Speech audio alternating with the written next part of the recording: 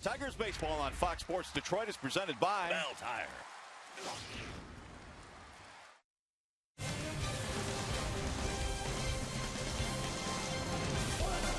Tonight, the Tigers' 9-game road swing begins with Max Scherzer on the mound. Scherzer has 13 victories, tied for the league lead with his teammate Rick Porcello. Mad Max on the hill in the Bronx tonight as we welcome you to Yankee Stadium.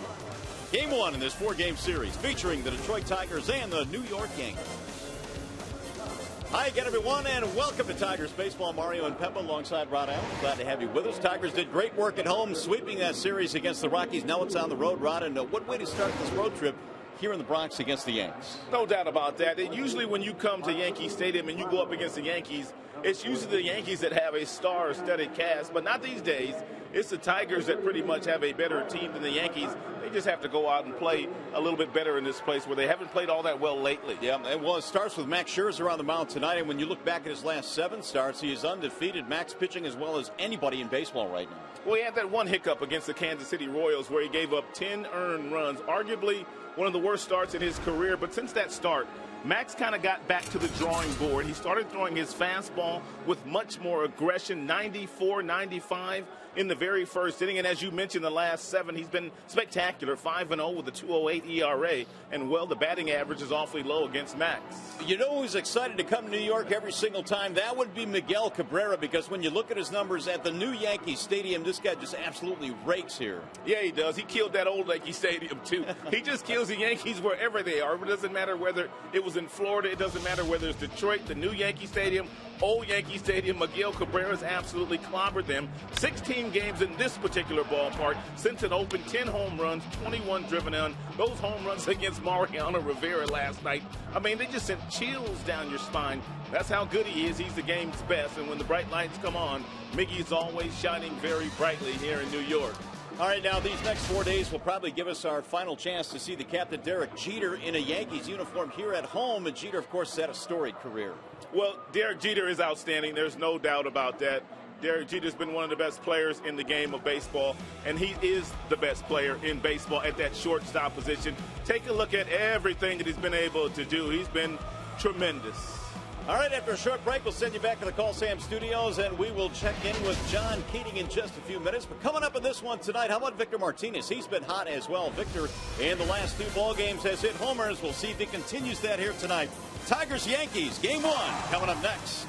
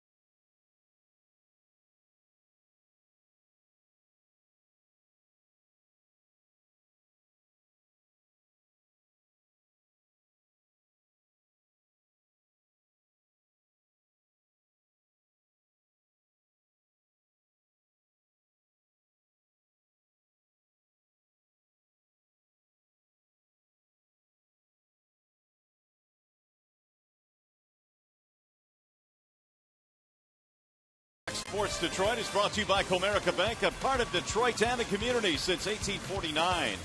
By Ram Trucks, it's summer and great deals are heating up at the Ram Summer Clearance event today. And by True Moo Ice Cream and Chocolate Milk, a truly good thing. Nice night here tonight in the Bronx as we welcome you to Yankee Stadium. It's going to be a meeting of the Tigers and Yankees the next 4 days here. The Tigers, of course, sweeping the Rockies out of town to close out the last homestand. And the Tigers starting lineup tonight will feature Ian Kinsler at the top as Brad Ausmus has made some changes. And the lineup presented by the Southeast Michigan Ford dealers, it looks like this. It'll feature Kinsler at second base. Ezekiel Carrera gets his first start. He'll be in center field. Miguel Cabrera at first base. Victor DHing. Hunter in right. JD in left in a bottom three tonight. Kelly at third. Avila is the catcher. And Suarez is the shortstop. And they'll be facing the right-hander Brandon McCarthy. Now McCarthy's got a real nice sinker. It darts down and away from the left-handers, down and into the right-handed batters. He also has a pretty nice curveball to go along with the changeup. You can see in 4 starts with the Yankees, he's been pretty good. He wasn't that good with the Arizona Diamondbacks before the trade. So the Tigers trying to get things rolling here as they begin a 9-game road trip. And, of course, here in New York, Derek Jeter is the guy that everybody keys on this year, Rod. It's been a fabulous career. Jeter has decided this will be his final season, and what a Hall of Fame career it's been. He is one of the most and has been one of the most respected players in the game of baseball, not only for what he has done here in New York, but just everything that he does on the field and off the field. Tremendous individual. Well, as far as the standings are concerned for the Tigers coming into play in this one here tonight, Detroit continues to lead the way. They've got a 5-game lead on the Kansas City Royals. Cleveland 6.5 back. They had a walk-off win in their ball game yesterday. Chicago is 9 back, and Minnesota trailing in the American League Central Division. Well, Brad Ausmus bringing his charges into Yankee Stadium for the first time, and we are just about ready for baseball. Ian Kinsler batting .291 with 11 homers and 58 RBIs this season, but career against the Yankees, not a whole lot shaken, just .211. Let's see if he can adjust those numbers. Kinsler is sitting safely in 5 in a row. Brandon McCarthy, the veteran, set to go to work, and here we go. Game 1 of the series underway. It's a strike called on Ian Kinsler. 80 degrees our game time temperature here in the Bronx. Nice night for baseball. Kinsler rolls one foul down the third base line. Yeah, tonight's weather is similar to the same type of weather the Tigers had the last 3 days on that homestand against the Colorado Rockies. It was awfully nice. Back at home.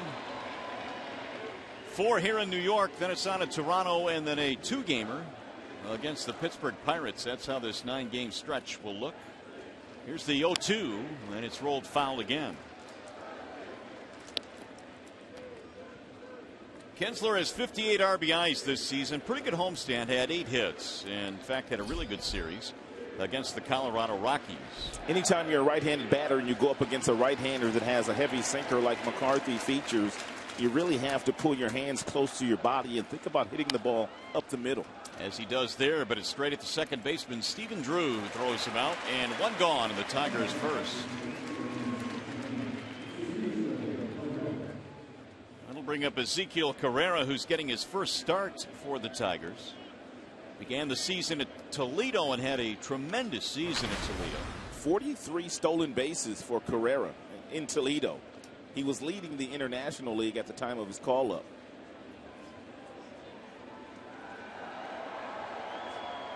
So we'll see Carrera get a start here tonight. Rajay Davis, the odd man out. And there's a strike call, which is, I guess, something that Mr. Davis is used to. He has big games and then he sits. Well, he had 7 hits in that sweep over the Colorado Rockies and scored a ton of runs. And McCarthy ready with the 0-1 pitch.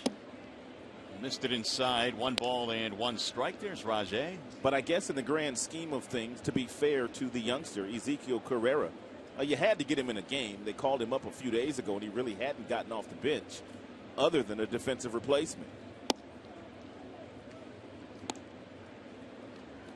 1 ball and 1 strike. Here's Miguel Cabrera waiting on deck.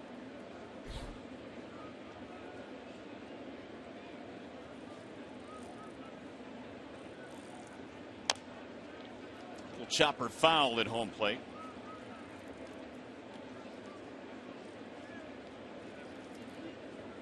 Tigers come into play tonight with a record of 61-47. The Yankees are 4 over in the American League East at 57-53.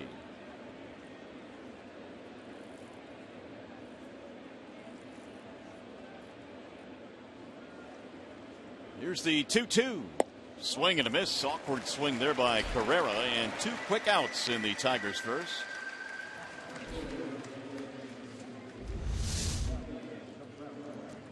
It's a good moving fastball there down and into Carrera that he swung right over the top of.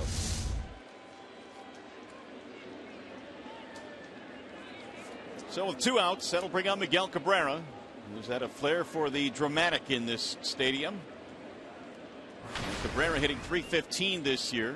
17 home runs now. His career numbers against the Yankees are sparkling. .373 as he looks at a strike in the inside part of the plate.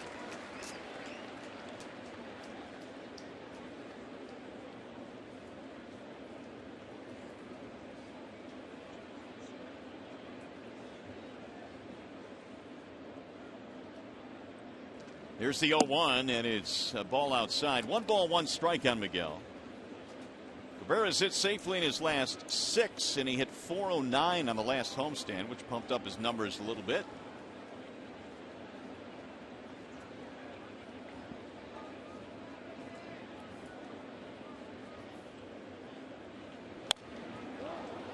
Cabrera hammers that one foul back out of play. Let's take a look at the New York Yankees starting defense, brought to you by Tim Hortons. In the outfield, they've got Gardner, they've got Ellsbury, and they've got Suzuki. They've got Derek Jeter and Drew up the middle, Prado and Headley on the corners, and Brian McCann is their catcher. Ellsbury, back in 2011 with the Boston Red Sox, won a Gold Glove. 1-2 on Miguel.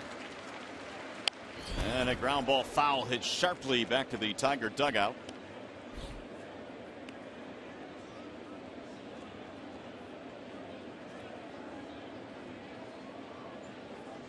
Brandon McCarthy is a veteran. He's been around a while, 31 years of age. He goes 6'7", 200-pounder. The Yankees got him from the Diamondbacks. And he was struggling with Arizona, but really has pitched well here with his new ball club. Now the 1-2 again, and it's lined down the right field line. It is a foul ball just outside of the line. And Brandon McCarthy reminds me a lot of Doug Fister, and he's got the built-in height advantage. You talked about him standing 6 feet 7 inches, and from that arm slot he throws from a high 3/4 arm slot allows him to really get on top of the baseball, and that's how he gets a lot of movement on his 2-seam fastball. McCarthy, born in Glendale, California, 31 years of age. He's 3-0 with a 2.25 since coming over to the Yankees. And, of course, their rotation has just been decimated. CC Sabathia, Ivan Nova, Michael Pineda. Brian Cashman, their general manager, continues to find usable pieces to try to keep the Yankees in the race in the American League East. And Cabrera looks at a ball that just missed outside. 2-2. You have to be a 3-time batting champion to take that pitch and get it called a strike. Let's see how close it was. Mike Winters is the home plate umpire. Did not miss by much. A little bit outside.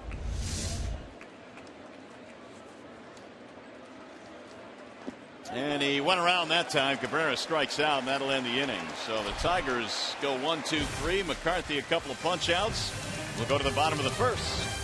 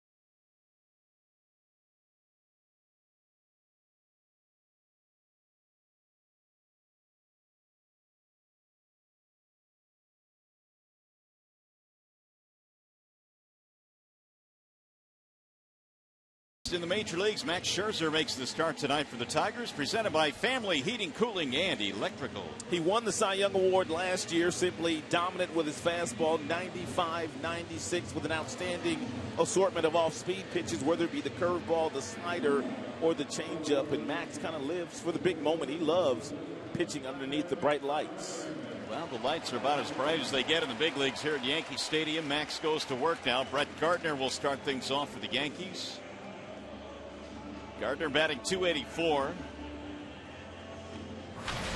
15 home runs. He has really started to hit for some power.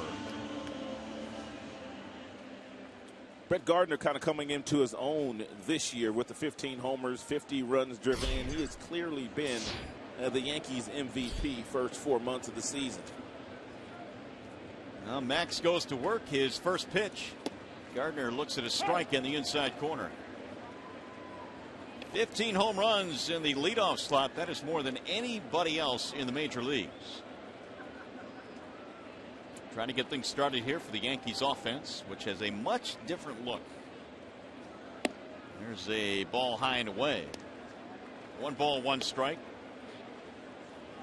The Yankees have picked up some new pieces. Stephen Drew, Martin Prado, Chase Headley. They're all in the lineup tonight, which we will check momentarily for you. Now Max with the 1-1 pitch. And where was that? It missed. 2-1. Scherzer, his 23rd start of the year. Max looking for win number 14. Coming off the Cy Young season, he has had no slowdown at all this year. The 2-1. That's a strike. 2-2 on Brett Gardner.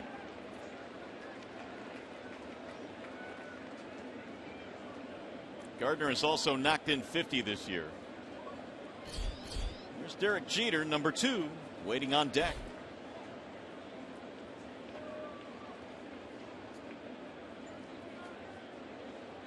Here's the 2-2.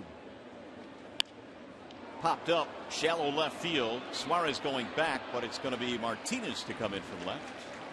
And 1 gone. Here is the rest of the Yankees lineup, presented by the Metro Detroit Chevy dealers. You saw Brett Gardner.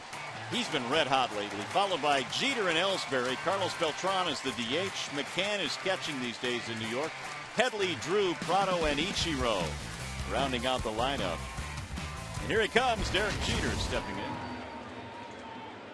Love when Derek Jeter steps in the batter's box. He always acknowledges the other team's manager, in this case, Brad Ausmus.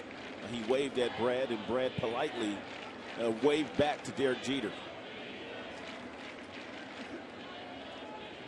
Here is his first at bat of the night. Jeter will look at a strike in the outside corner. Batting .277 this year. He's knocked in 30, his final season in the major leagues. It is his 20th season in the major leagues. Strike call. Ezekiel Carrera in center field, playing Jeter very shallow. Jeter does not have much power to center field. He's also playing Jeter to the right field side of second base, where Derek Jeter hits a lot of balls into right field, right center field. He's gotten a lot of hits in his career in that direction. And the 0-2. That one spun Avila around at home plate. 1 ball and 2 strikes. Jeter right now at 3,426 major league hits. And that is good for 7th all time in the hit list in the history of Major League Baseball.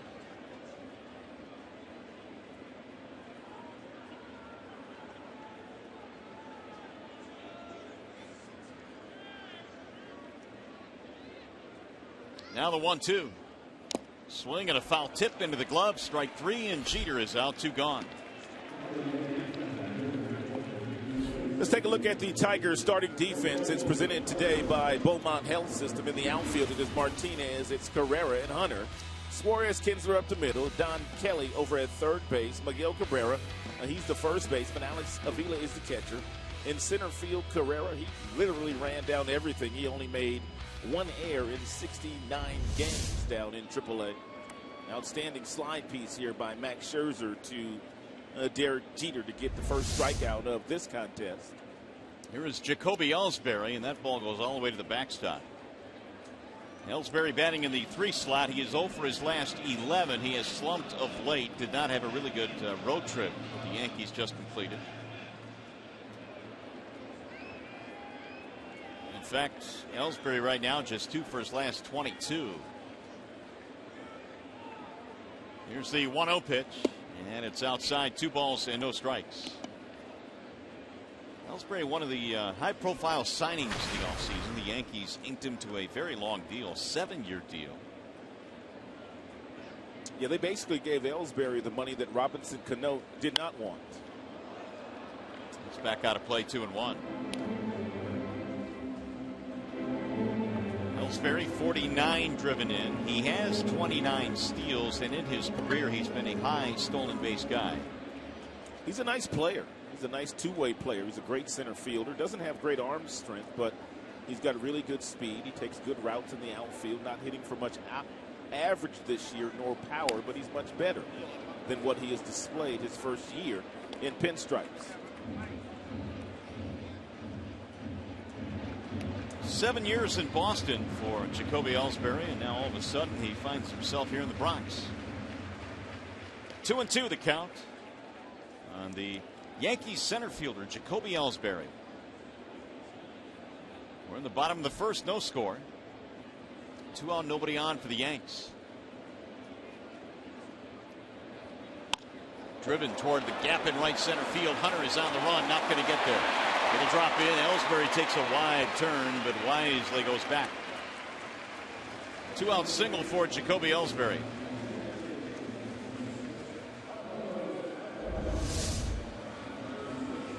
A nice swing here by Ellsbury, who you mentioned 2 for his last 22, but that'll do a lot for your confidence getting a base hit your very first time up.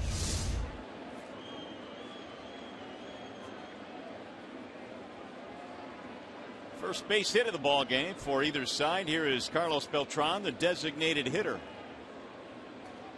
And boy, do they have a shift on for Beltran. He looks at a pitch outside, 1-0. You see Don Kelly from his third base position is almost playing the right field line. And just about the entire left side of the infield is wide open for Beltran.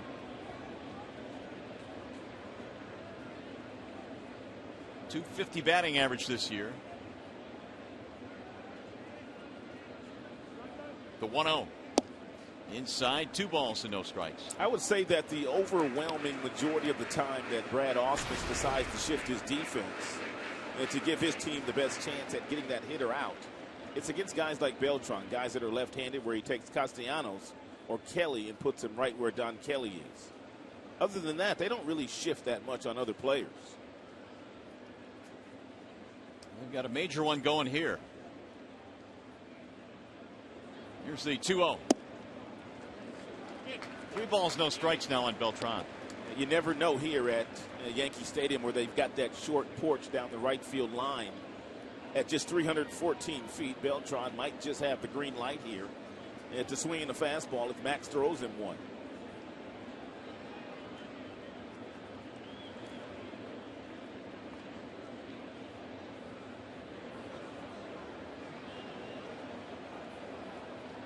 He was taking it, missed inside. That is ball 4, and a couple of base runners now for the Yankees.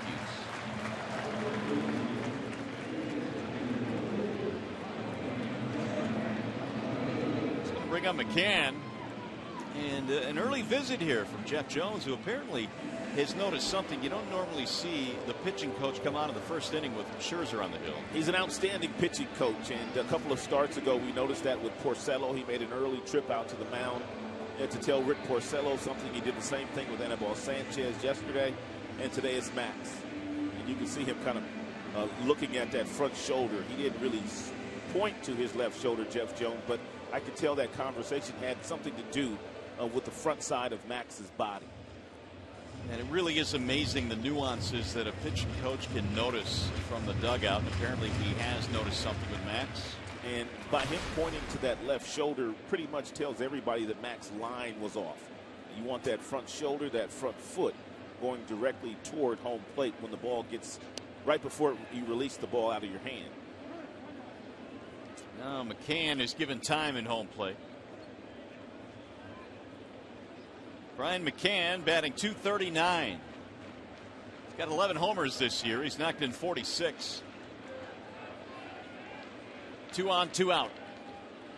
And McCann takes strike one.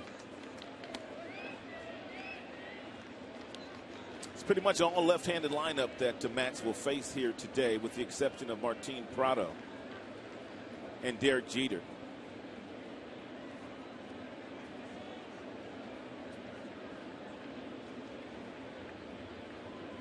Here's the 0-1 pitch. High fly ball in the air to center field, but Carrera is going to get there, and that is that for the Yankees. No runs, a single, a walk. They will strand two when we go to the second.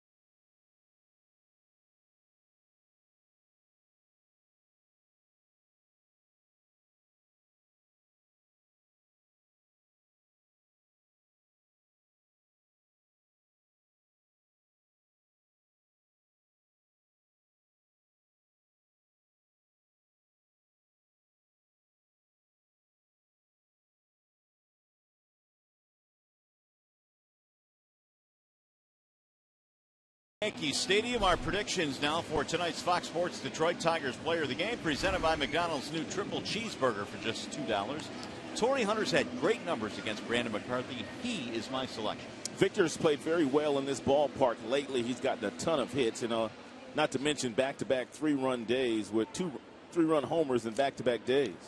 Trevor going on a long limb here by selecting Miguel Cabrera. Yeah, he is. Who just absolutely rakes in this ballpark.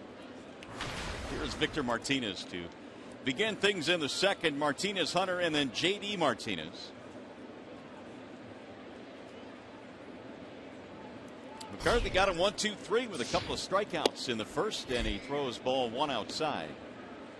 So the Yankees now will have their version of the shift going on. They have three defenders to the right of second base. Cutting down that angle against Martinez. Victor batting .321 with 23 homers. There's a strike call. McCarthy's last 4 starts against the Tigers going back to 2011. He hasn't been beaten by the Tigers, and his ERA is at 1.75. So he's been pretty good against Tigers hitters.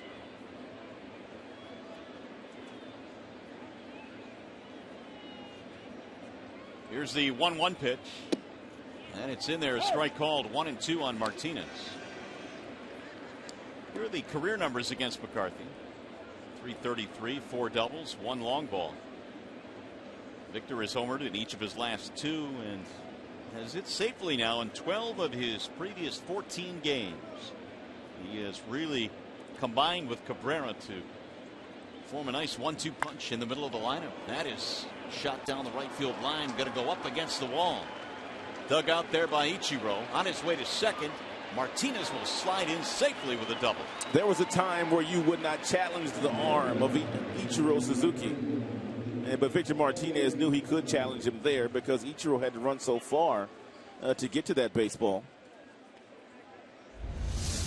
And Victor just getting it done in this park, and really has been getting it done the last week or so. He missed some time with that sore oblique, but when he finally got his stroke back, he's been getting busy. Leadoff two-base hit. Tigers have their first hit of this contest. That'll bring up the right fielder, Torrey Hunter. Batting .276, and here are the numbers he's had against McCarthy. A cool .500 with a home run. That is in for a strike, 0-1. Torrey has a job to do here with nobody out. He needs to get Victor at least over to third base, and if he's fortunate enough to hit something through the right side of the infield, then he'll possibly get himself an RBI if Dave Clark decides to challenge the arm of Ichiro Suzuki in right field. Here's the 0-1. Grounded foul, no balls, 2 strikes. McCarthy, by and large, does not hurt himself with base on balls. He averages about 1.5 walks per 9 innings, or has done that since 2011. So he doesn't issue too many free passes.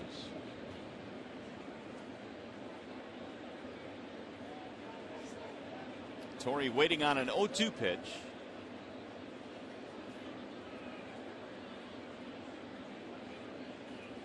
And it missed inside. 1 ball, 2 strikes. J.D. Martinez waiting on deck.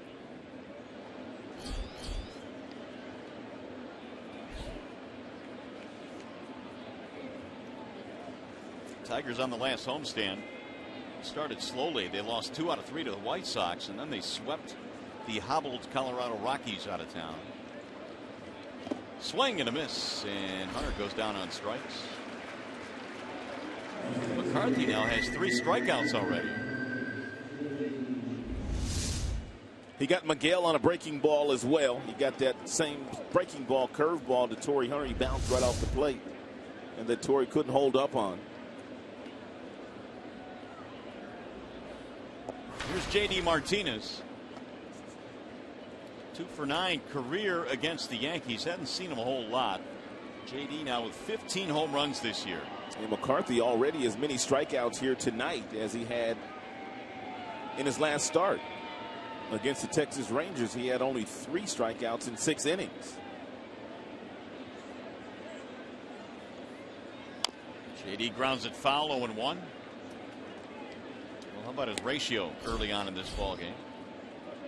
He's thrown 25, 19 strikes.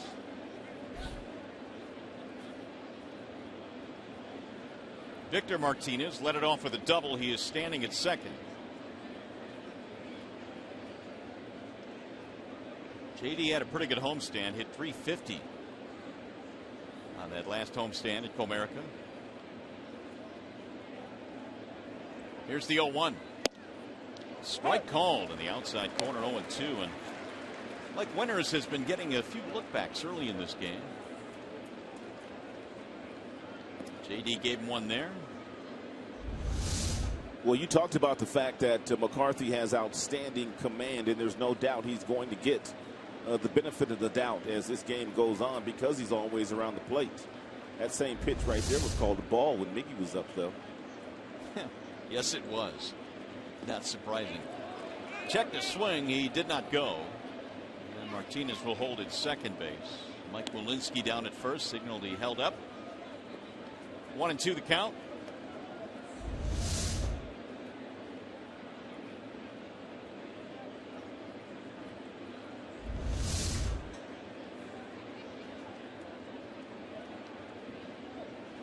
McCarthy was really struggling with Arizona. His numbers were not all that good, but since coming over, 3-0. He was 3-10 with the Diamondbacks.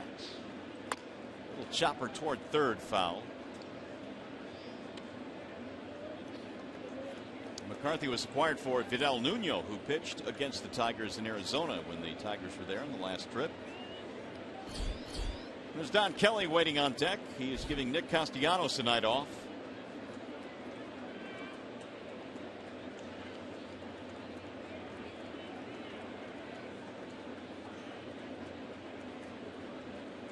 And the 1-2. Ooh, he fought off another pitch in on his hands at 93 miles an hour from McCarthy.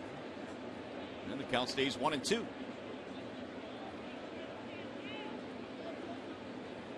Brad Ausmus has his team in first place as we delve into the month of August. Got a big lift with the acquisition of David Price. Meanwhile, Joe Girardi's team hanging around in the American League East.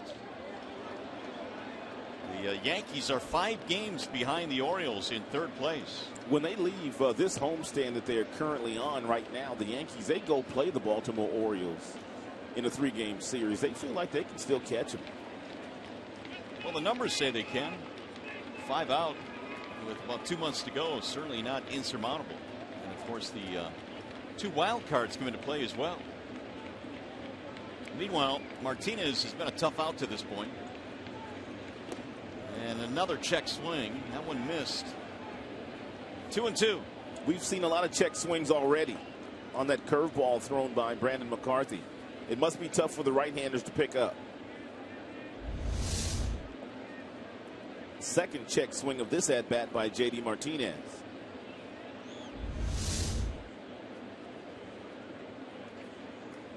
McCann and McCarthy talk about it on the mound now. 7-pitch at bat right now for J.D.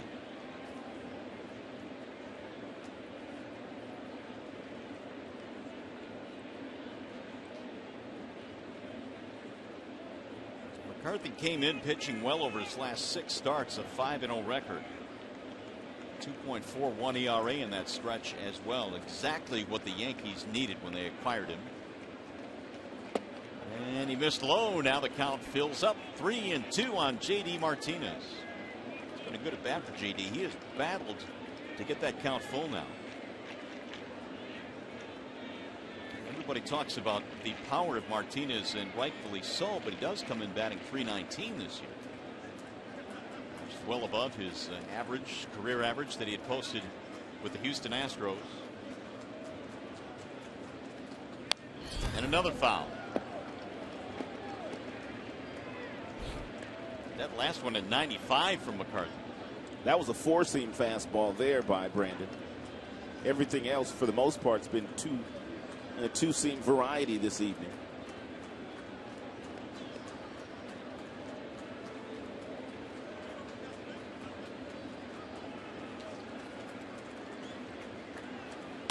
There's a line drive over the head of the second baseman, Drew, into right field. Martinez will be held at third base. J.D. Martinez with a terrific at bat, and it results in a single to right. Brandon McCarthy threw J.D. Martinez everything but the kitchen sink.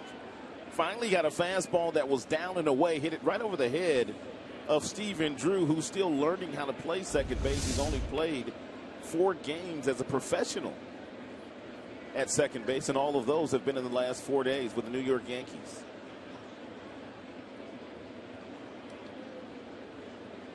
Well, the Tigers have something going now. Don Kelly stands in. Runners at first and third. 1 out in the inning. Kelly batting .252 as the Tigers try and score first in this contest.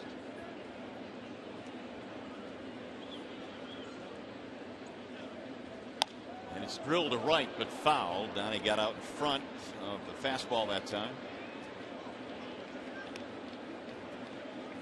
0-1 on Kelly. Kelly has been a guy that has really infrequently gotten into the Tigers lineup. In fact, Brad Ausmus has only been able to get him 1 at bat in the last 12 days. It's a tough lineup to crack with the outfielders doing as well as they've done. And you've got Castellanos at third base, who's your everyday third baseman. There's really no place for Don Kelly to play.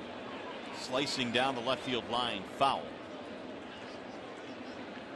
Well, the life of a utility player, that's the most difficult thing. Keeping guys like Kelly sharp enough at least to get an at bat here and there. Don really hasn't made a start since Arizona on the last road trip. That was on July the 23rd. And he gets the start here tonight against the Yankees. He's got decent numbers in his career against McCarthy. 3 for 8. No damage, but 3 for 8. Ball low. 1-2 on Kelly. Tigers started the inning with a double by Victor Martinez. Hunter struck out, and then J.D. Martinez, after a long battle with McCarthy, single to right. Avila waiting on deck.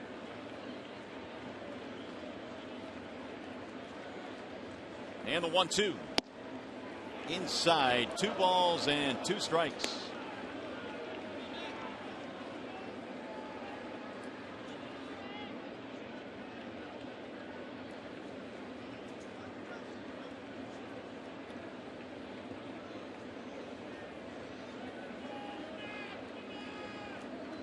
Martinez and Martinez occupy the bases. Missed inside again, and the count fills 3-2.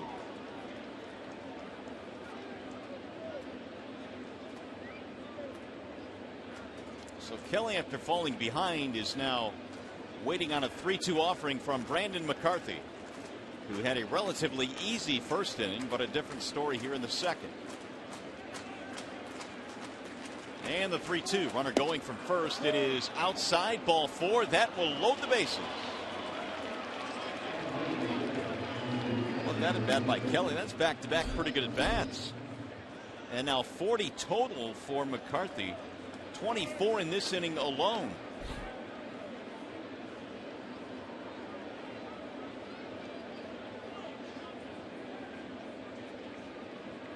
And another conversation on the mound between McCann and McCarthy. They are loaded with Tigers, and Alex Avila will stand in.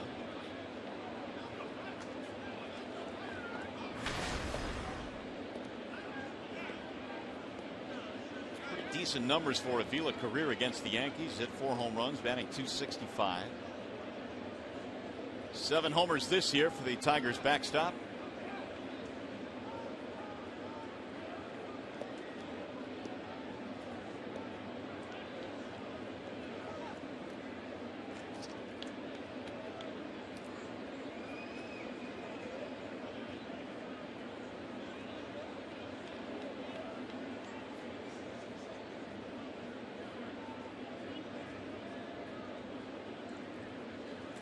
Avila swings at the first pitch and misses. 0-1 the count. That's a good pitch there by McCarthy. There's no doubt that Avila was sitting on a fastball, and he was committed to swinging at the fastball, and therefore could not hold up on the breaking ball that he got from Brandon McCarthy.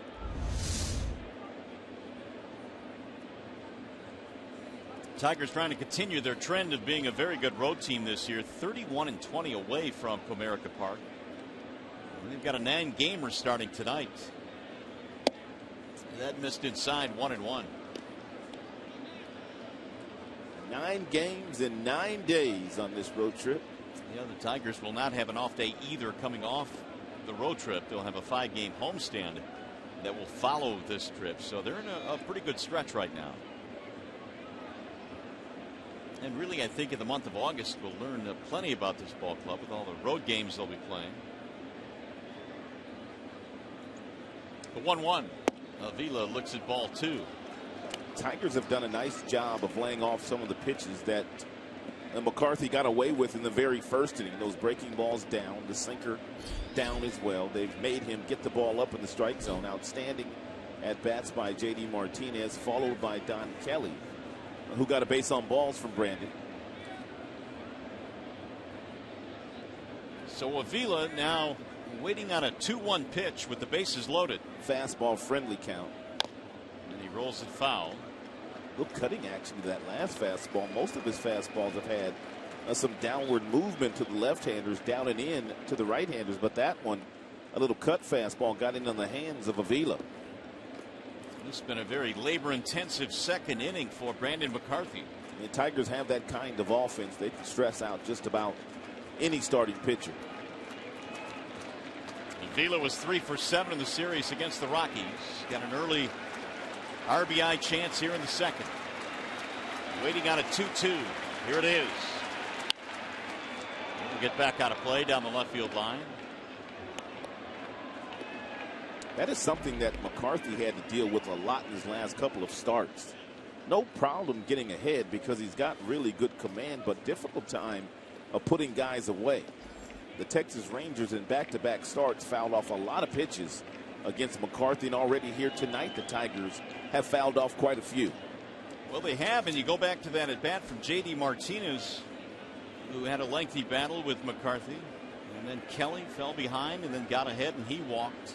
Joe Girardi already thinking about the possibility of having to get in his bullpen early on day one of a 4-game series against one of the best offensive clubs in baseball. And that is a very unsettling thought. He is hoping that McCarthy can get a ground ball here. Fans getting a little bit restless as well. Swing and a miss. He struck him out, and Avila goes down on strikes. So that'll be 4 strikeouts now for McCarthy. 2 outs. Just reached back to get a little extra with a fastball thrown right down the middle, swung right through by Tigers catcher.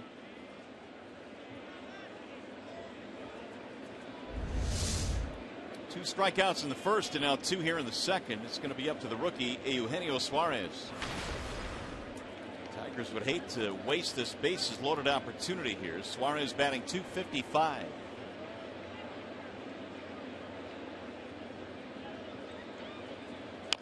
And a chopper foul third base side. 0-1 on Suarez. It's gotten to the point now where Brad Ausmus pretty much has the confidence of Suarez to throw him out there really just about every single day. He's handled himself well. Defensively, he's been good. He's got some clutch hits. Hit for a little power early. Not much power lately, but he's played good baseball on a really good team. Now the 0-1. 1 ball, 1 strike. Andrew Romine has seen his playing time cut dramatically with the arrival of Suarez, who was brought up from the minor leagues because the Tigers needed a jolt of offense from that position. There's Romine. Deciding on which flavor of gum today.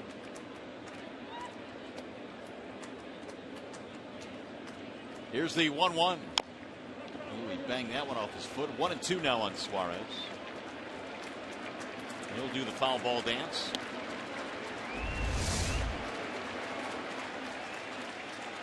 Right off the instep. Got him pretty good too.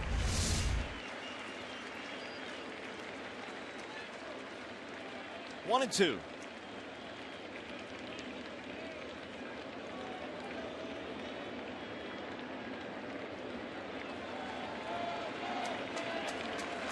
McCarthy, for as much as he has struggled in this inning, has a chance to get out of it by making a pitch right here. He has thrown 33 second inning pitches. Suarez is still feeling the effects of that foul ball that he hit right off his left instep.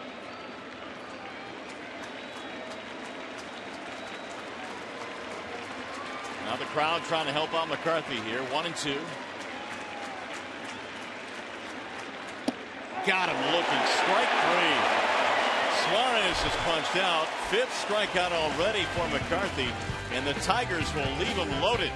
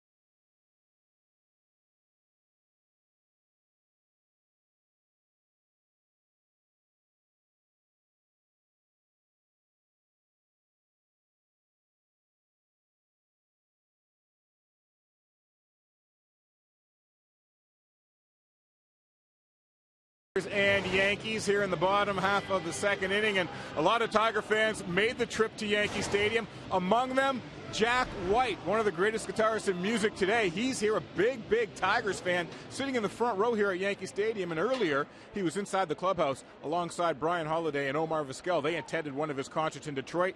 They invited him inside the clubhouse today. He shook hands with Verlander, Cabrera, and a bunch of the guys. And now he's sitting front row watching this one. It'll be the only game of the series that he's able to see, Mario. Big baseball fan, wants to see all 30 ballparks so far. He's got 9 under his belt as we speak here tonight. Back up to you. Pretty cool story. Thanks, Trev. Yeah, Jack White, in fact, came up to the booth and saw us when he was in town last week. He sure did. Park. He's a big baseball fan, obviously. But you saw him talking with Omar Vizquel there. Did you know that Omar loves rock music? I did not know that, but it really doesn't surprise me. He is a big fan of rock. There's Omar. Wide musical tastes. Here's a pitch up high for Max Scherzer, who gets it going here in the second. Chase Headley, Stephen Drew, Martin Prado. Boy, the Tigers had a great opportunity. They left the bases loaded in the top of the second. Scherzer gave up a single and a walk, but no damage in the first. Headley batting .267. They acquired him from San Diego in a trade recently, and Max just missed there. So Headley has come over. Stephen Drew has come over. Martin Prado has come over. Tonight's starter McCarthy acquired as well. Big shakeup in the Bronx. And that one again just missed. And all of them are playing out of position here tonight. Yeah, they are. Well, Prado, he was scheduled to play right field. He's playing third base here now. But Headley playing first base, Drew playing second base. And now Max has gone full, or walked him, I should say, on a 3-2 pitch. And now that's going to put the leadoff man on. Time for the Lowe's Never Stop Improving stats. And when you look at some of the work the Tigers did over the weekend, particularly the starters, look at these numbers. They did not treat the Colorado Rockies very kindly. They had a 1.57 ERA. They only hit 179 against them. They only walked 2 Rockies, and they struck out 27 of them. Pretty good. Really impressive. Max is a little off here with his command here through the first 2 innings. There's Rick Porcello, who pitched well in his last start. Max in his last couple of starts, one against the Angels, one against the White Sox, only walked 1 batter in each of those games. He's already walked 2 here today. Stephen Drew batting 183.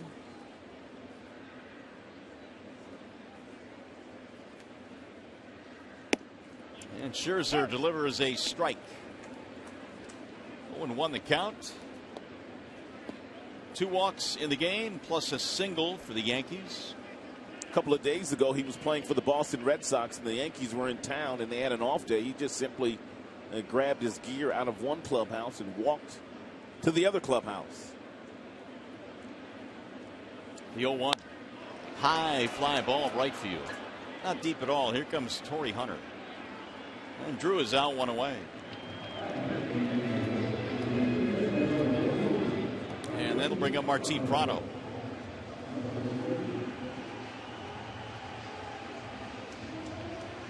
Prado playing third base. There had to be a shuffle right before the game for the Yankees because Mark Teixeira reported some lightheadedness, so he was taken out of the lineup very late.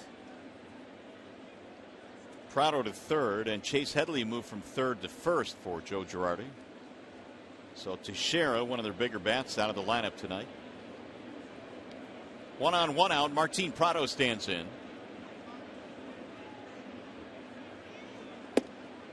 In there for strike 1 on Prado. 270 overall this year. And most of those numbers with the Arizona Diamondbacks.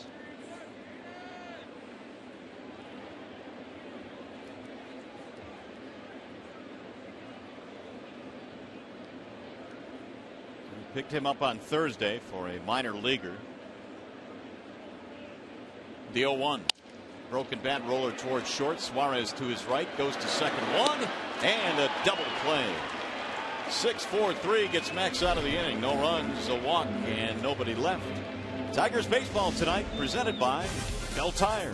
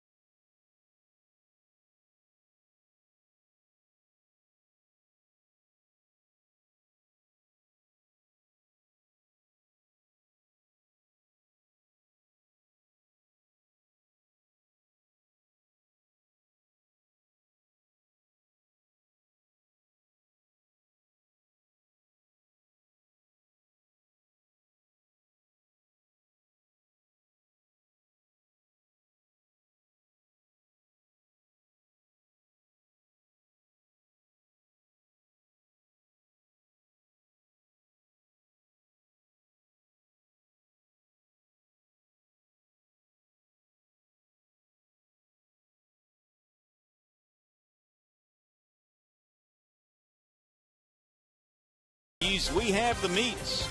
And by Bell Tire, get the lowest tire price, period. Bell Tire. Back here at Yankee Stadium, we are headed to the top of the third. No runs, 2 hits for Detroit. And the Yankees, no runs on 1 hit.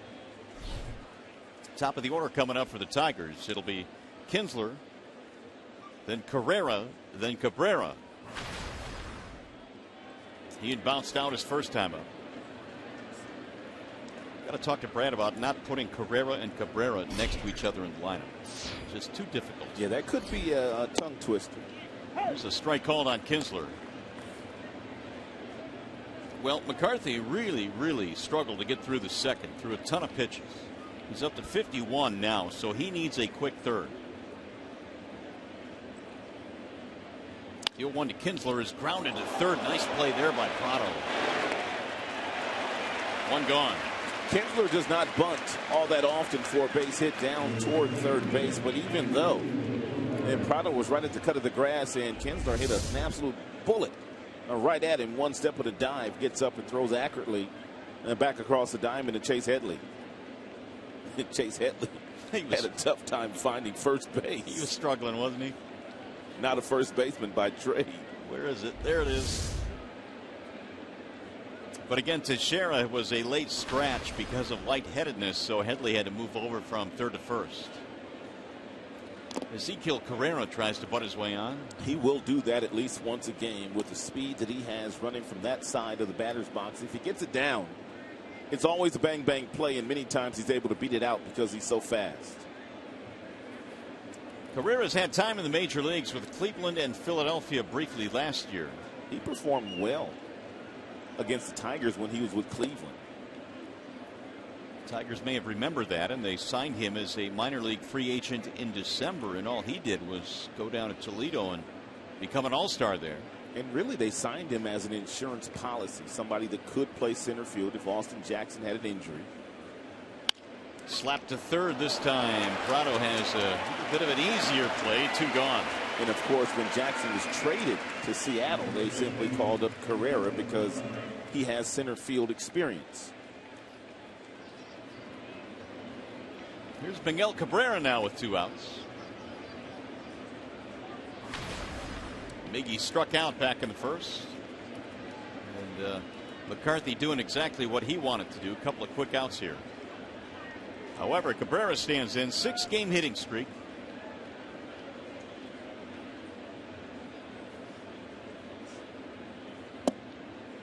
Low and away, 1-0.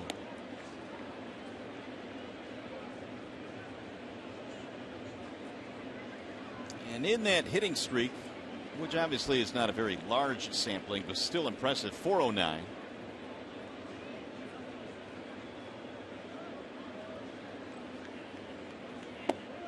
Ball low and away, 2-0 the count. Miguel still leading the American League with 36 two-base hits.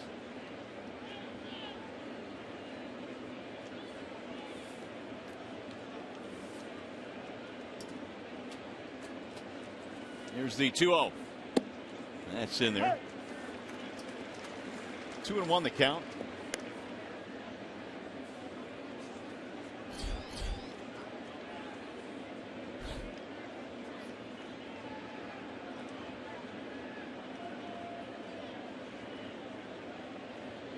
Cabrera, the past couple of days, been wearing those socks high, and he's doing it again here today. A little bit of a different look from Miggy over the last week. He'll bang that one down the right field line, and the count evens now 2-2 on Cabrera. Got the bright orange shoes on as well tonight, or spikes. A little New York style tonight. Got to dress up when you're on the big stage. When you come to New York.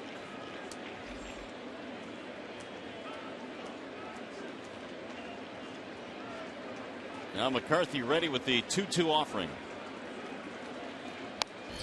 Got a piece of it, fouled it straight back.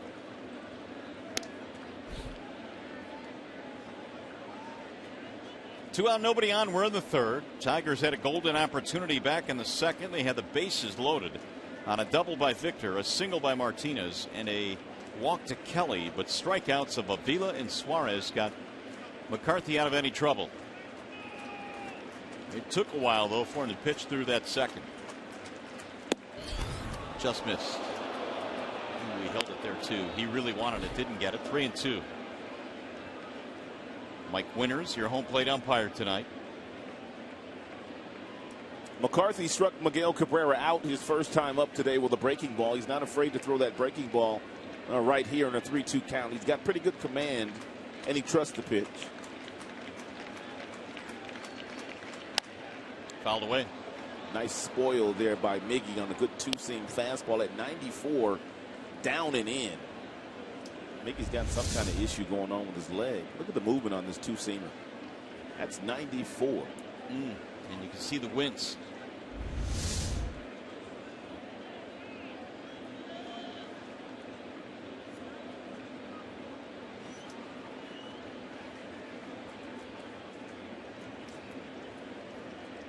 Cabrera, another deep breath. McCann flashing signs. 3-2 the count. Another foul, back out of play. If he continues to throw Miggy those fastballs, Miggy's going to shoot one over that right field fence. His best shot at getting Miggy out might be that breaking ball. He's got that fastball timed now. We already have seen a handful of at-bats that have gone 8-9 pitches so far against McCarthy. And again, he'll try a 3-2. Wow, that one was inside, walked in ball 4. Cabrera takes his base.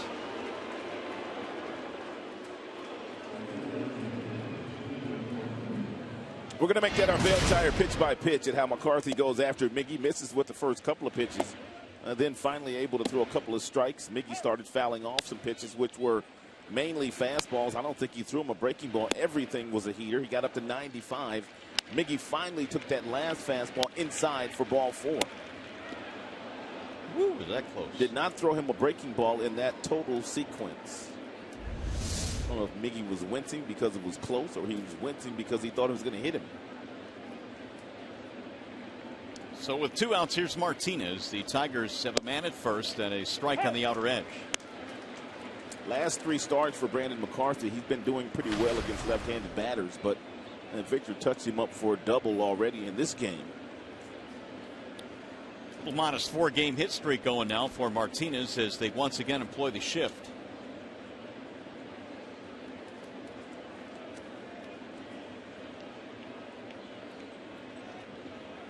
Way outside. 1 ball, 1 strike on Victor.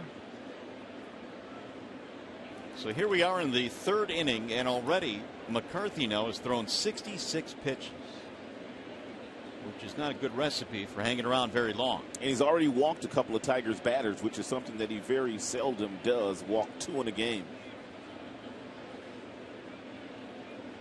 We mentioned about 1.5 walks per 9 innings since 2011. And to get back out of play, 1 and 2.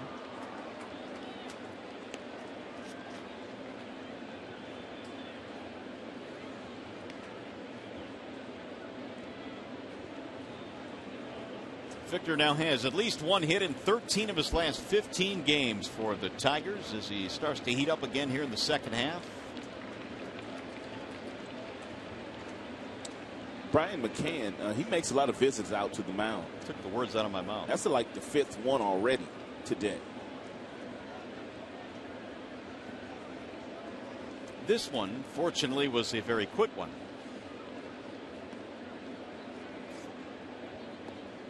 Good catcher for the Atlanta Braves for a number of years. Finally hit the free agent market, and the Yankees gobbled him up. Braves, they haven't missed a beat without Brian McCann, though.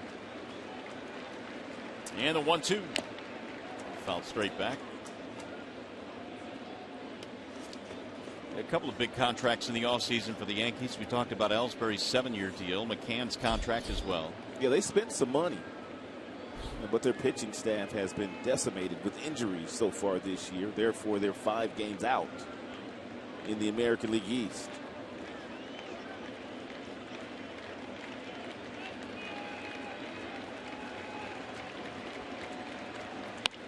Line drive going to be caught on that shift out there in short right field. Boy, Martinez had one taken away courtesy of the shift. The Tigers get a 2-out walk, but Martinez hits one right into the teeth of the shift.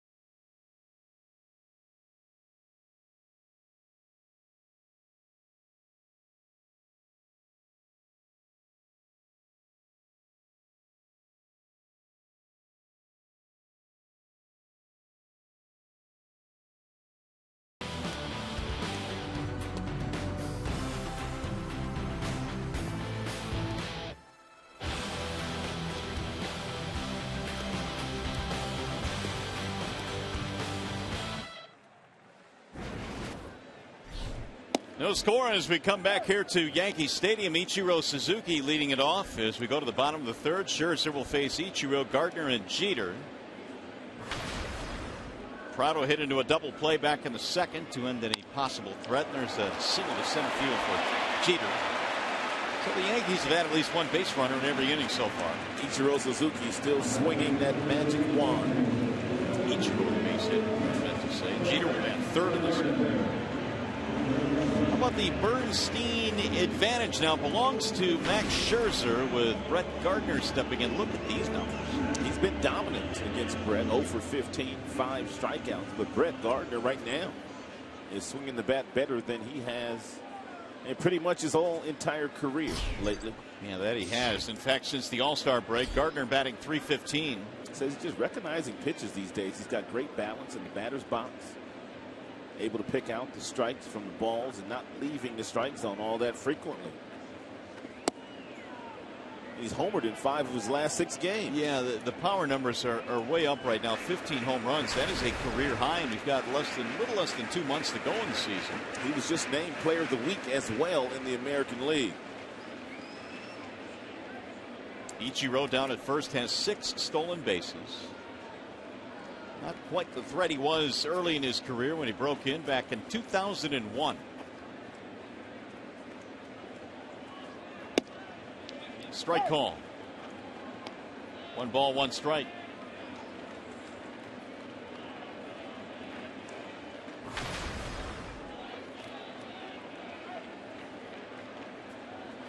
As you can imagine, Brett Gardner with his speed, he does not ground into a lot of double plays. He's only grounded into 2 so far this year.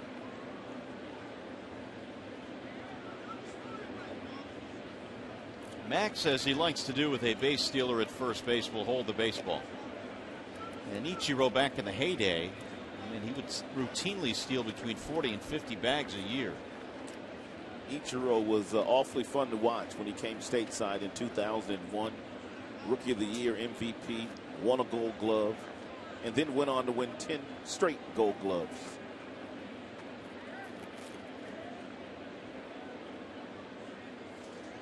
Quick throw that time. Oh, and Ichiro just got back. Which Max kind of surprised him there with that move.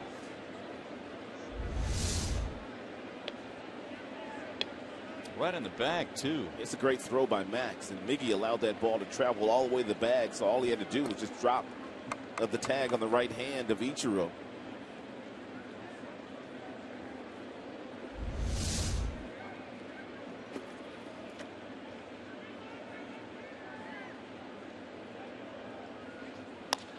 Driven to right field. That's going to drop. Base hit right in front of Torrey Hunter. Ichiro will move to second base, and now the Yankees have something going here. Back-to-back singles. Let's go back to the studio for a game break. We check in with Mickey York.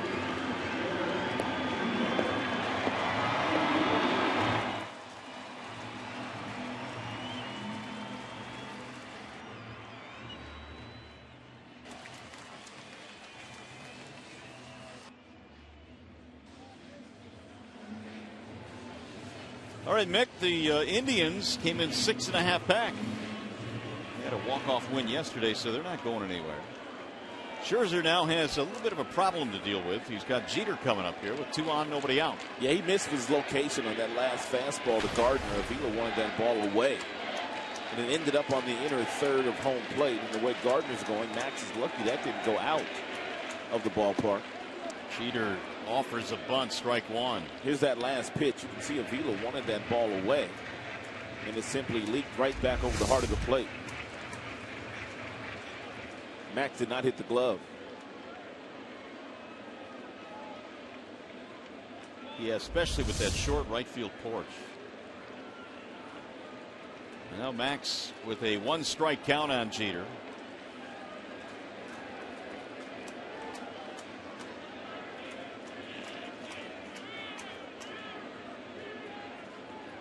And a bluff back to second base. Derek Jeter has been counted on to sacrifice bunt quite often this year. He's already done it 6 times, and he tried to do it on the very first breaking ball that Scherzer threw him.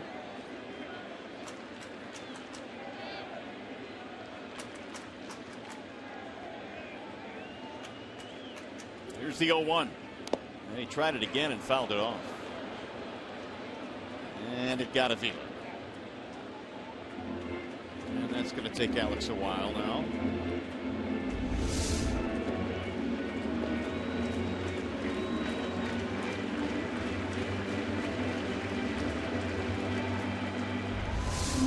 So Jeter now more than likely has the bunt off here. 0-2 to count. Unable to advance the runners. Jeter 3,426 hits in his career. And I'd love to know how many of those were hit the right field. Oh, overwhelming majority of them.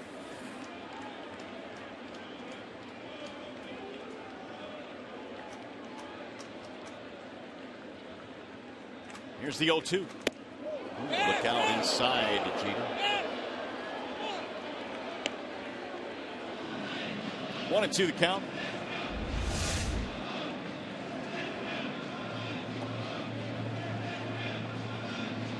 That's about as close as you can get without hitting a guy.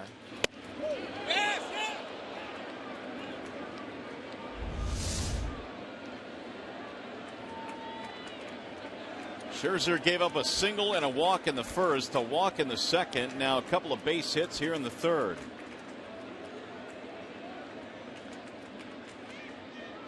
Here's the 1-2.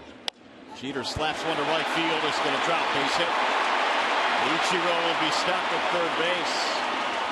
And now the bases are loaded on 3 consecutive singles.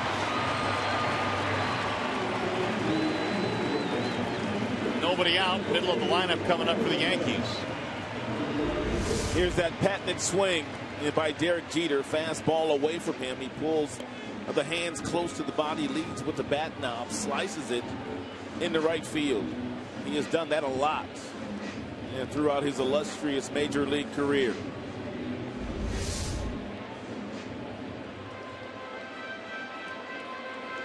So they're loaded up now. Nobody out. Here's Jacoby Ellsbury. He singled with 2 outs in the first. Doesn't have a grand slam in his career. 318 though with the bases loaded. Tigers positioning their defense.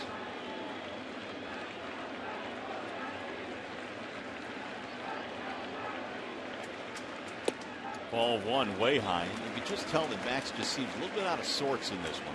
It looks like he's getting underneath the baseball. And he is dropping the back shoulder.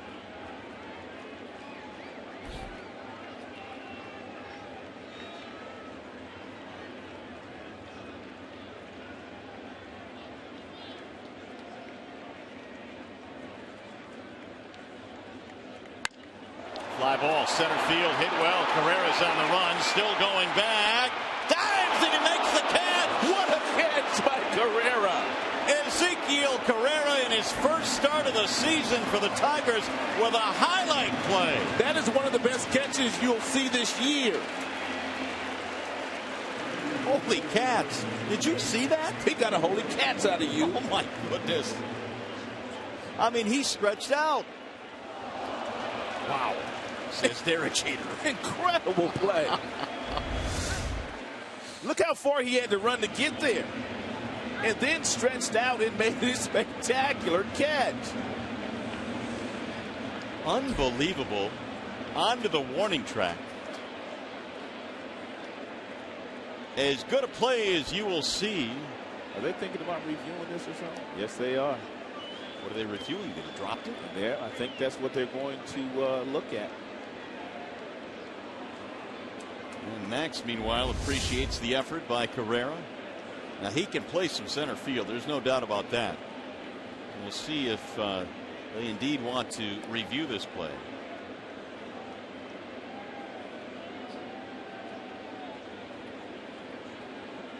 He didn't catch it in the webbing of the glove. He caught it more down toward the end, the heel of the glove, and it may have bounced out. At least that's what I think he's talking about.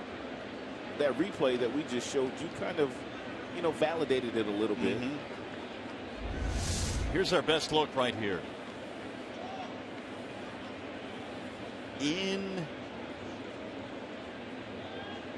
Well, hard to tell if it did fall out of the glove. I don't think it did, but his left arm kind of covered it up.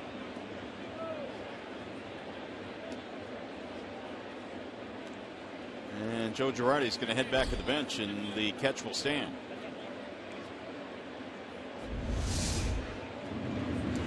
Here's another view. Let's see. Let's see.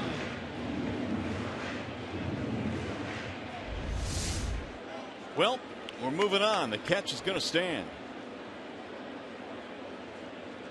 One of the most exciting sacrifice flies you will ever see in your life.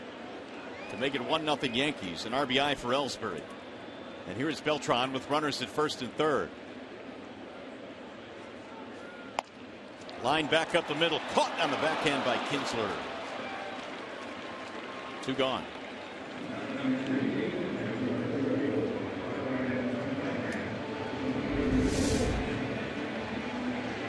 And soft line drive off the bat of Carlos Beltran.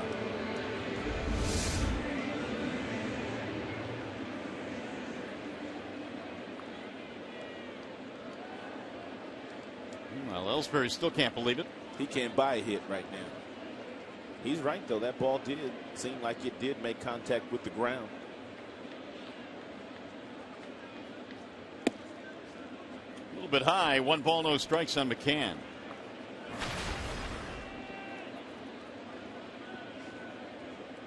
They had the bases loaded, nobody out. Ellsbury hit that drive to center field. Diving play by Carrera. That scored a run. And now with 2 outs, McCann, who flat out his first time. And he pulls that one down the right field line. Fair ball. It's going to go to the corner. Dug up there by Hunter. That'll score another run. And it's 2-0 Yankees.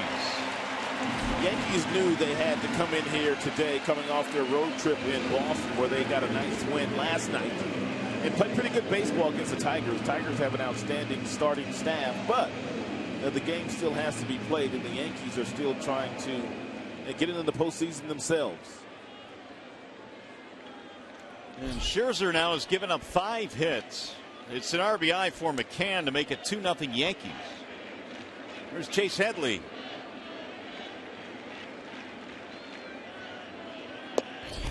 Ball 1 low. Left-handers really haven't been a problem for Max this year. Lefty's hitting only .247 against Max. The numbers continue to get better for him the last couple of years against left-handed batters. With that new improved curveball he's been featuring now for about 2.5 seasons.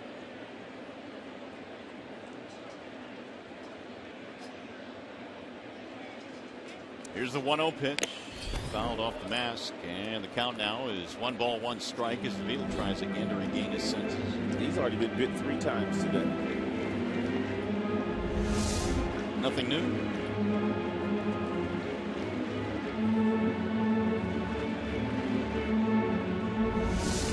Here's the splits on Max. Right-handers hit at .225 against him. Left-handers, as I mentioned, at .247 with 10 homers. Scherzer ready with the 1-1. Looked like he went. No, he did not, says Mark Wegner. Down at third of the count now is 2-1. Headley, acquired in July from San Diego, was hitting .229 with the Padres, and he came in just 4 for his last 22. But he's trying to deliver a 2-out run here with Jeter at third. And he shoots one on the ground to the right side. Diving stop, Kinsler from a knee. His throw is in time. What a play by Ian. Walensky finally signaled out. So they're going to settle for 2. Kinsler with a terrific diving play in short right field. The Tigers make 2 outstanding plays here in the third. Carrera stretching out in center. Kinsler stretching out at second.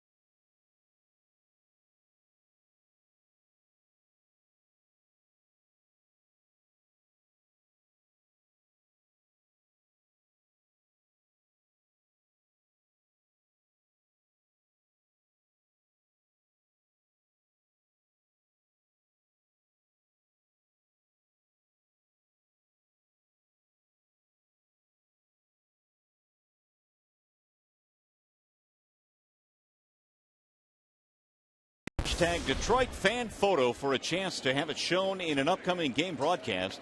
Brought to you by AT&T. It's hashtag Detroit fan photo. Tigers have some ground to make up now, but some defense saved that inning from being a huge inning for the Yankees. Torrey Hunter leads it off. It'll be Hunter, then Martinez, and Don Kelly facing Brandon McCarthy. Torrey struck out his first time up, looks at a strike, and the fourth inning is underway. Hunter was at 368 on the homestand, had a really good homestand for the Tigers, has hit well in the second half of the season. Drove in a lot of runs in July, and he checks his swing, a ball inside. Heavy dose of two-seam fastballs thrown inside to the right-handed batters by McCarthy. That ball's got some late life on the Tigers hitters. They think it's going to be right down the middle of the plate, and then it just kind of goes inside. Here's another one. Oh, broke his bat. On the charge, Jeter, quick play, and he got it. Hunter is out, one gone. Jeter's made this play a few times in his career. A two-seam fastball inside, shatters the bat of Torrey Hunter. Derek Jeter, do-or-die fashion, comes in, gloves it, makes a clean exchange, throws off balance to still get Torrey Hunter. You can see Derek start to shuffle his feet to get the right foot down before that ball even got to his glove. And the throw just nipped him at the wire. Here's J.D. Martinez, who gave McCarthy a big battle in the second inning and eventually singled against him. And J.D. looks at a strike, 0-1.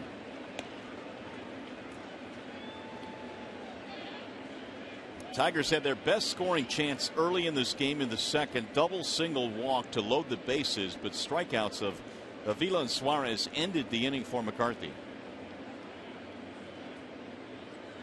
Now the 0-1. 1 ball, 1 strike.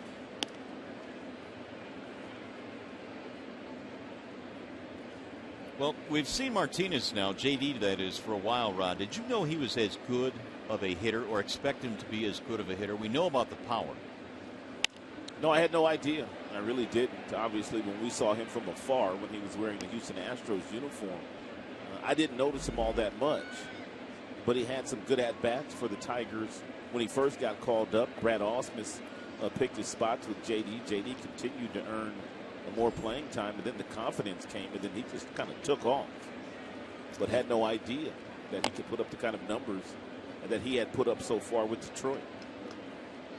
He has used all parts of the field, and Martinez showing that he can be a 300 hitter, at least for the couple of months that he's been in the Tigers lineup. He could have done the same thing for the Houston Astros, but he kind of fell out of favor with Bo Porter there, and they really did not give him a chance to make their team in spring training. Rolled foul.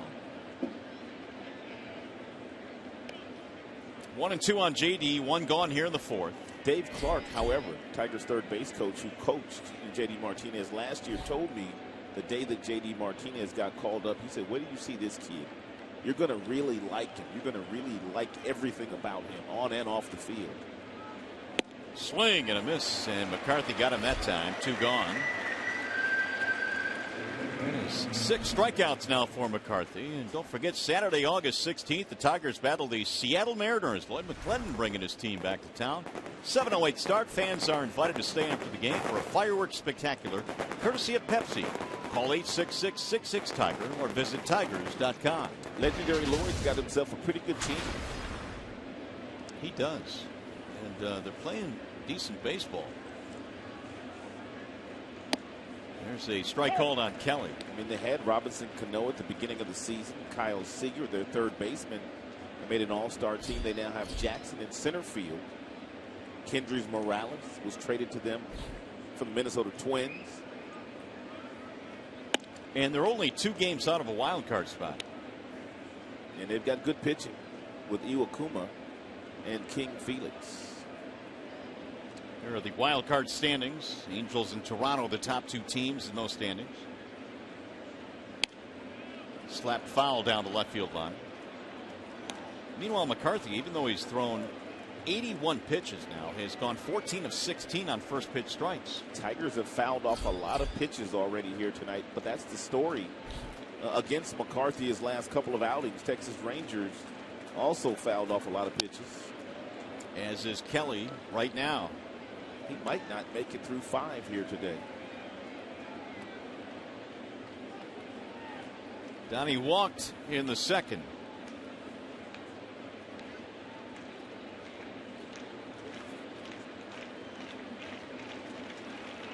Now McCarthy ready with the 1-2 and a ground ball to first. Scooped up there by Headley, and it's going to be a 1-2-3 inning for Brandon McCarthy on our way to the bottom of the fourth.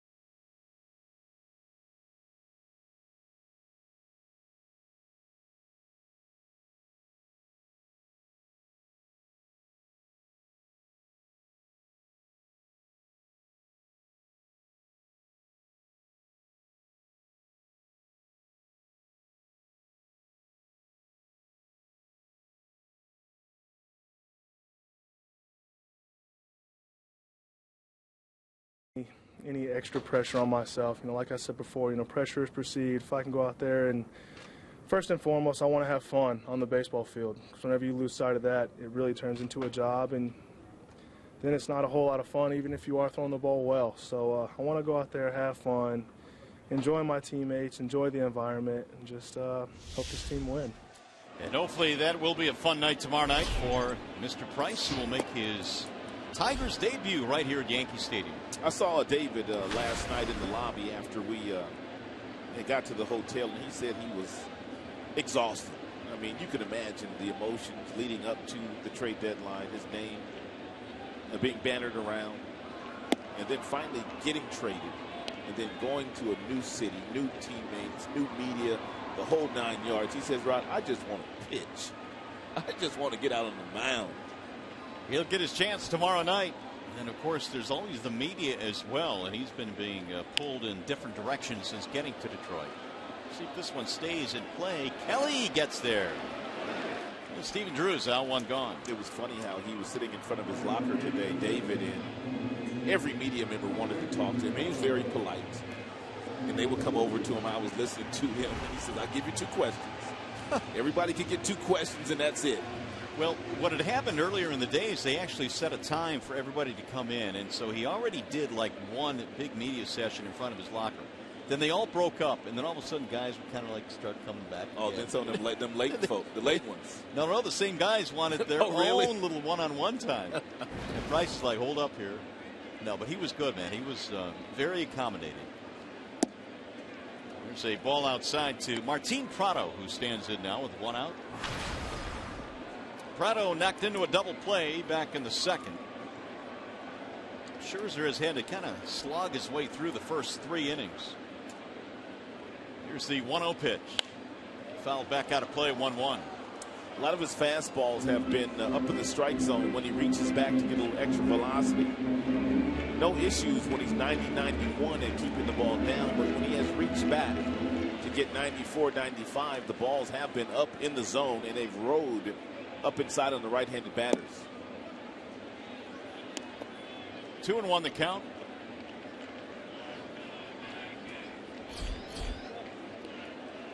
Ichiro waiting on deck, the number 9 hitter. Max ready with the 2-1. 2-2 now on Prado. Outstanding slider there thrown by Max in a fastball count. Not a good swing by Martin Prado.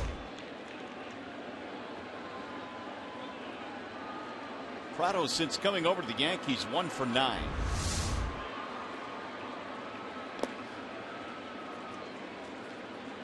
Three and 2 on Prado.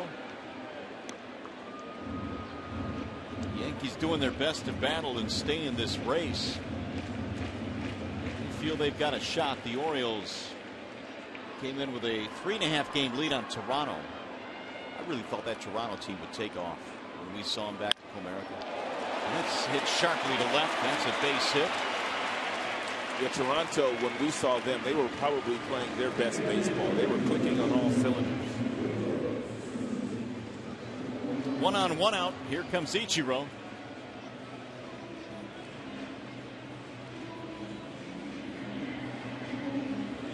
Scherzer now has surrendered 6 hits in this contest. Ichiro will turn 41 years of age on October the 22nd.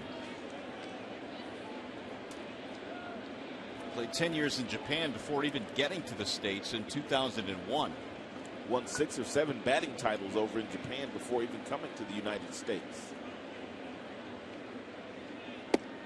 Steps away from ball 1.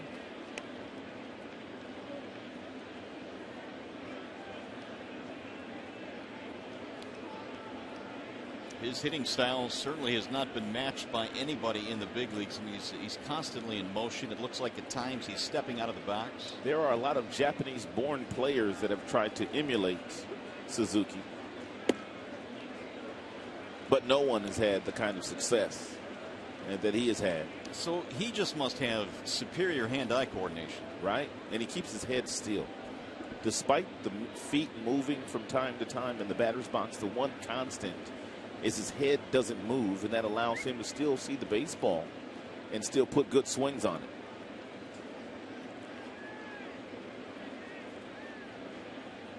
Here's the 2-0. That's in there for a strike. 2-1 now on Ichiro. Suzuki, a late addition to the lineup. We mentioned that Teixeira was a late scratch, lightheadedness. Ichiro earlier.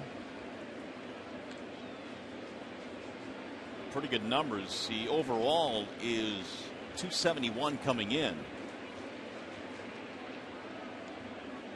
Runner goes on 2-1. Swing and a miss. Avila's throw is not in time. Stolen base for Martin Prado. That was a hit and run. Ichiro Suzuki did not make contact, but Prado got a pretty good jump. Avila with a nice exchange. Real good throw down to second base, but the tag not applied by Suarez. Looked like the ball man beat him there.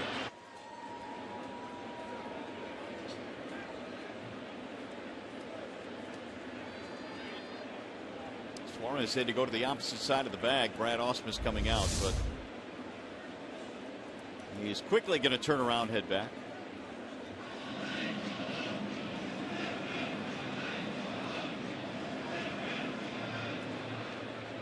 Third stolen base this year for Martin Prado.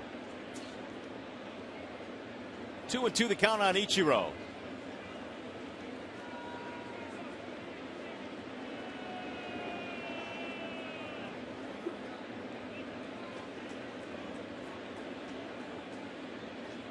Swing and a miss, and Scherzer comes back with a 93-mile-an-hour fastball to strike out Suzuki.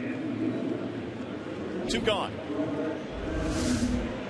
It's only the second strikeout of the evening by Max. Kind of surprising to see that low of a number. Scherzer this year has had 4 separate games in which he has struck out 10 or more. How about Anibal Sanchez yesterday against the Colorado Rockies? Man, oh man, was he good. Well, you often make the statement that he takes a back seat to no one when it comes to stuff, and boy, he was on display. He was good. Here's Brett Gardner.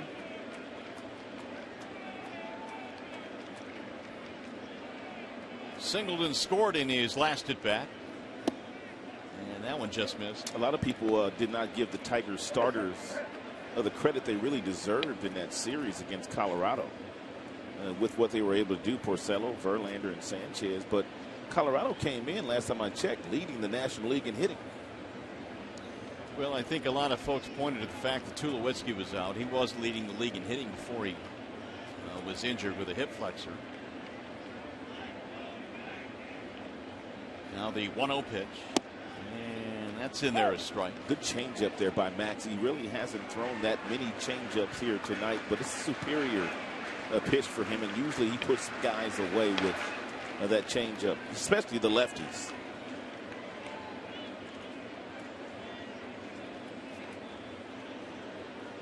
Gardner came in with pretty good numbers, 50 RBIs from that leadoff slot. Only Charlie Blackmon has more RBIs of the Rockies from the leadoff position. That's in all of baseball. 1-1 is slapped foul back out of play. 1-2.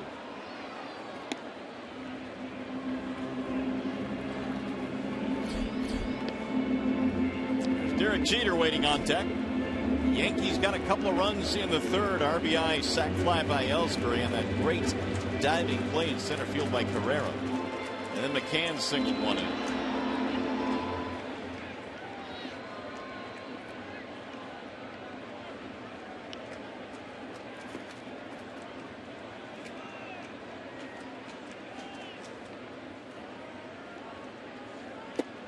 Outside.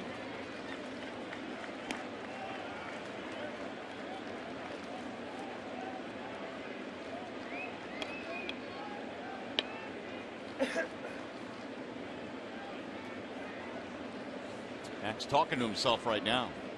He is up to 66 pitches.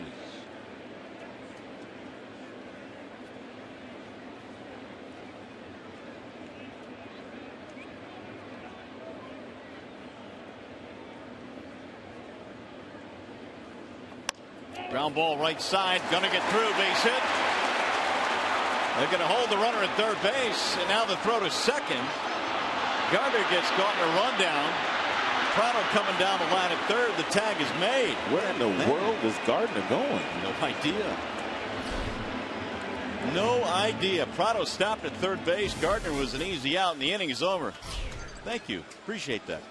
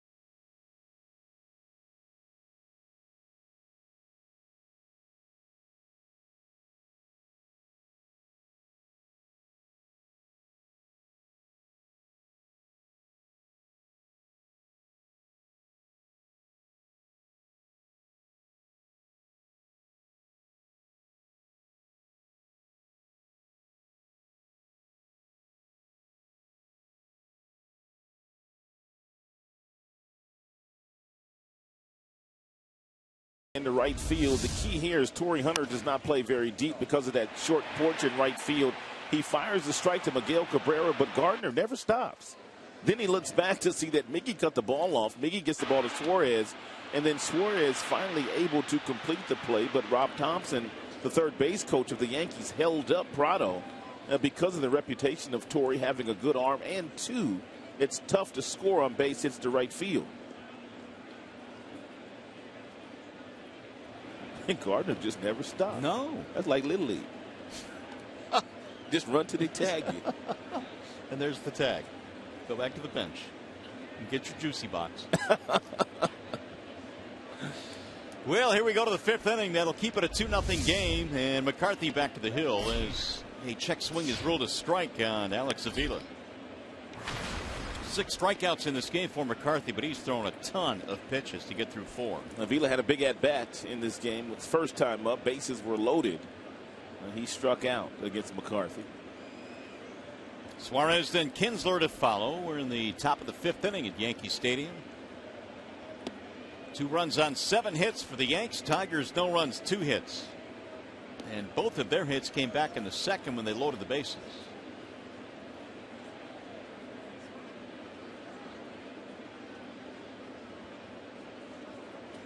Avila waiting on a 1-1 pitch, and here it comes.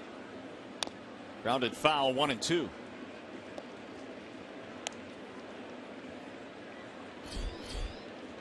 Suarez waiting on deck.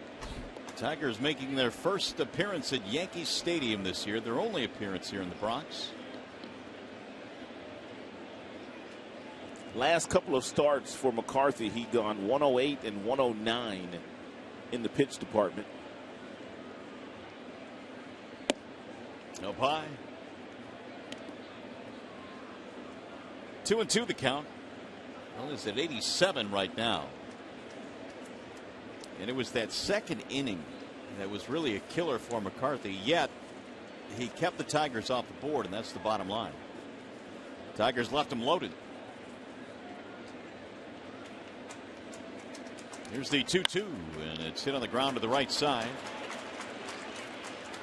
And Avila's out, 1 gone.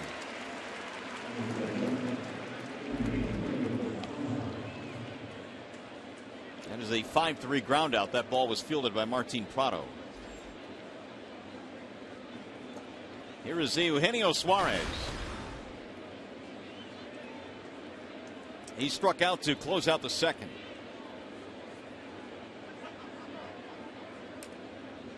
Got a 2-0 ball game here, and this is nothing new for the Yankees. Their last 14 games have been decided by 2 or fewer runs. It's amazing.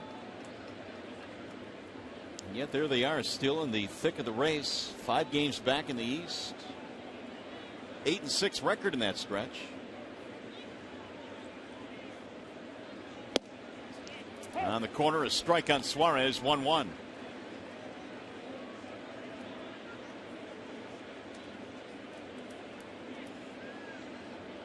McCarthy won just one of his first 16 starts this season. Swing and a miss, awkward swing there by Suarez. Yet the Yankees acquired him. They needed help desperately. Sabathia done for the year. Pineda, they say, may start a rehab soon. Ivan Nova done for the year.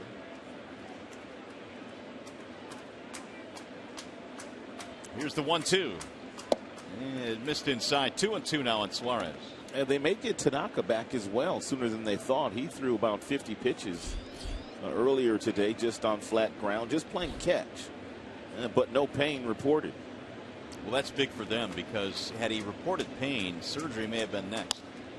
Bouncing ball to third. Prado on the backhand. Throw is high, safe at first base. Lifted him off the bag, and Headley could not come down with it. 1 on, 1 out. It's good hustle here by Suarez. And a poor throw by Prado.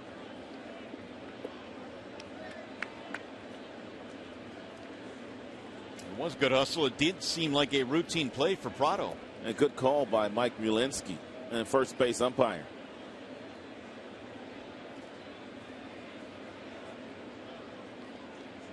So let's see if the Tigers now can take advantage of this error. Kinsler stands in. He's 0 for 2, couple of ground balls.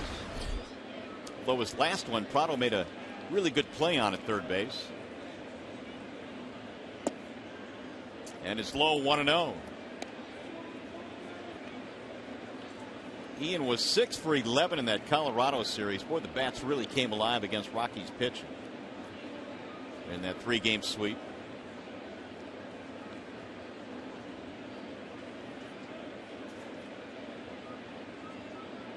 Runner goes. Swing and a miss. Here comes the throw down to second. Not in time.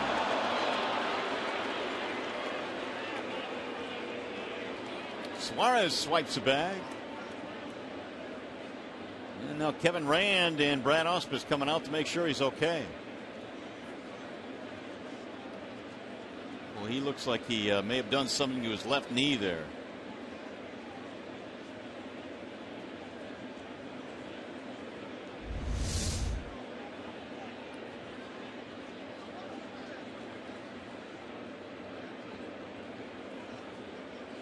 He did that in his very first slide when he came to the big leagues. Remember that? I do remember that. That real, horrible slide he had. And he had to miss a couple of days. This was right when he got called up. So you could see that the knee obviously twisted there because it got caught, the foot, underneath the leg.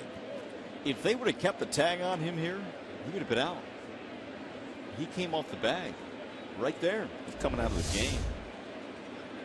Well, Suarez is indeed coming out of the game. And Romine's going to go out there to pinch run and then stay in the contest.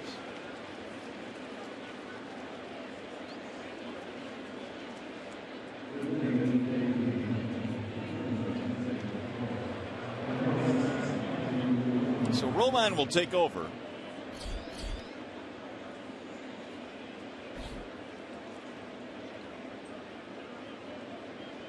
Suarez hobbles off into the clubhouse here at Yankee Stadium.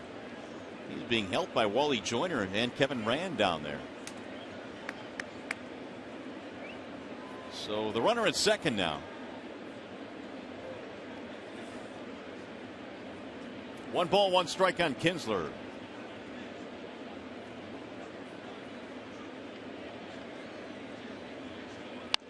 Grounded foul.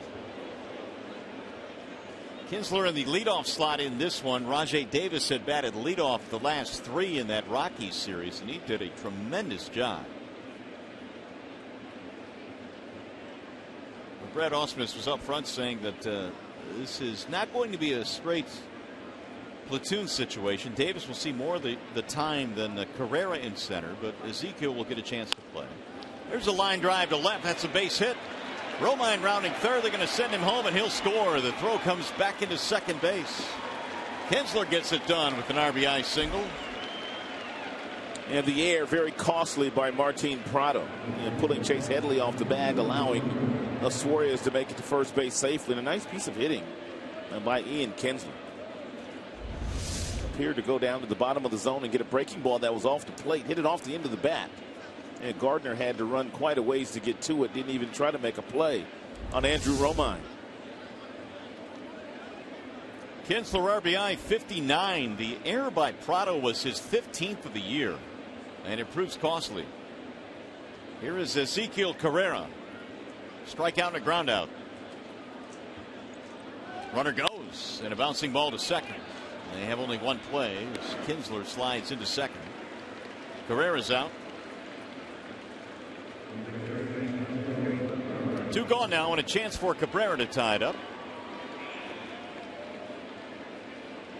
First of 4 here at Yankee Stadium. Tigers and Yanks.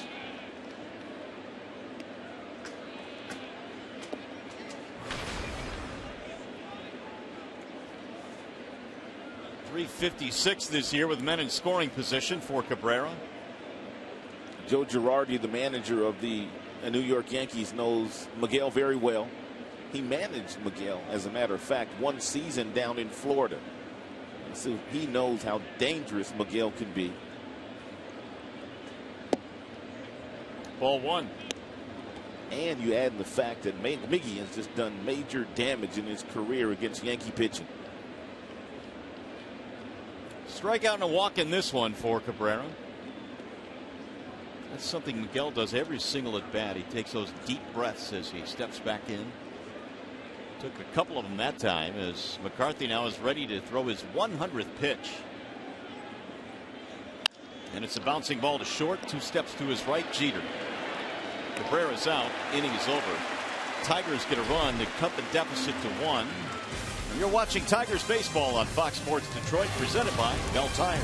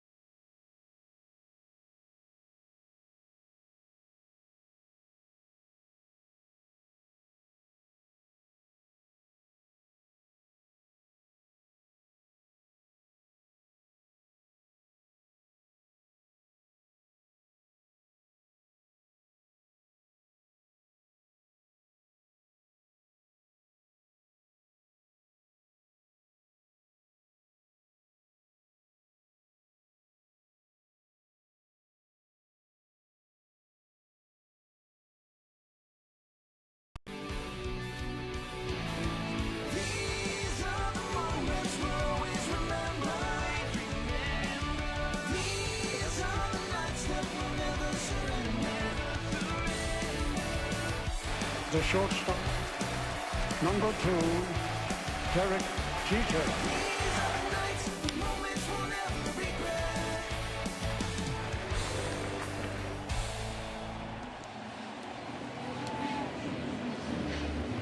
It is impossible to cut down Derek Jeter's career into a short highlight package. So many sparkling moments in his career. And he will get things started here as we go to the bottom of the 5th inning in a 2-1 ball game. Derek Jeter able to realize a dream that a lot of kids don't ever get a chance to realize, not only playing in the big leagues, but playing for the team that he grew up rooting for, the Yankees, when he used to go spend summers in New Jersey with his grandmother. There's a ball inside to Jeter, who is 1 for 2 in this game. His dad was a Tigers fan, but grandma, she was a Yankees fan. Didn't matter. He was going to be a Yankee. Jeter waiting on a 1-0 pitch. You know you're something special when you look in the media guide and you have 17 pages about Derek Jeter. That's a lot. 17. Think about that. And then it just goes on and on. Here are the hit leaders. All time 7th now. These are updated. Pete Rose, of course, is first. Honus Wagner is next on that list. Here's the 1-1. 1-2 now on Jeter. Andrew Romine will stay in the game and he'll play shortstop.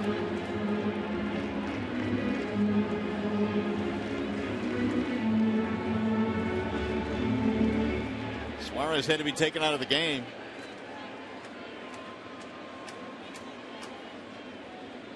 Swing and a miss. Jeter goes down on strikes for the 2nd time tonight. Real nice change piece there thrown by Max, who's not afraid to throw that change up to right-hand batters, and he gets lots of swings and misses on the pitch.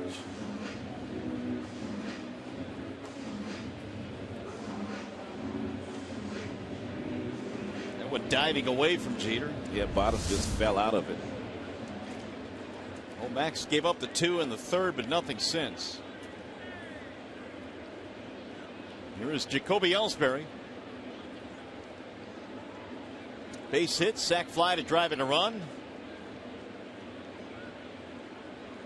And he pulls that one down the right field line, hooking back into the seats. Boy, as a left-handed batter, when you step to the plate in this stadium and you see 314 down that right field line, awfully enticing. It really is. You really have to be careful that you just don't become too pull happy here, or your numbers will be down as far as the batting average is concerned. But you will have more home runs than you probably normally do hit. That would be Ellsbury.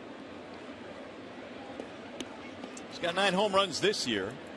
Ellsbury snapped an 0 for 11 with a base hit in the 1st inning. He will be a Yankee for a while, at least that's what his contract says. 7-year deal in December.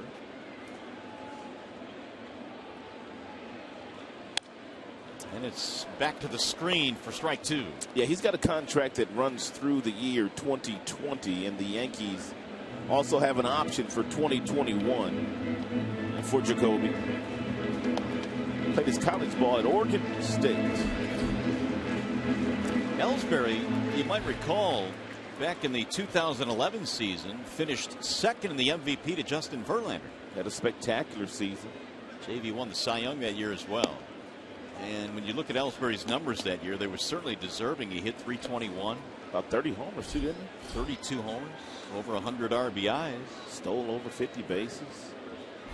Tough break not to win the MVP with those numbers. Gold glove. Goes to show you how good Justin was that season. No doubt. Ellsbury played every day. Justin went out there once every 5th day.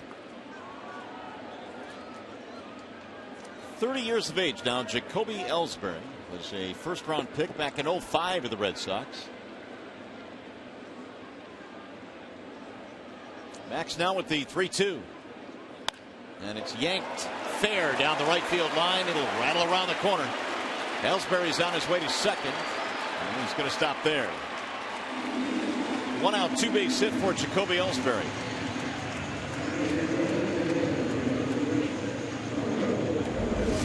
And Max misses his location once again with the fastball. Avila wanted it away, and the ball leaked back inside to Ellsbury, and he loves to turn on the ball, and he turned on it. So the Yankees now have 8 hits in this contest. And we'll see if they can get Ellsbury, and Carlos Beltran will stand in. He's trying to extend his 10-game hitting streak.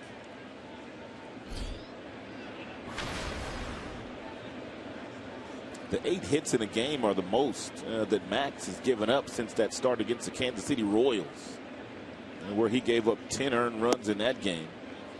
I mean, you got to go all the way back to June 17th. The last time Max gave up 8 hits in a game. That's how dominant he's been.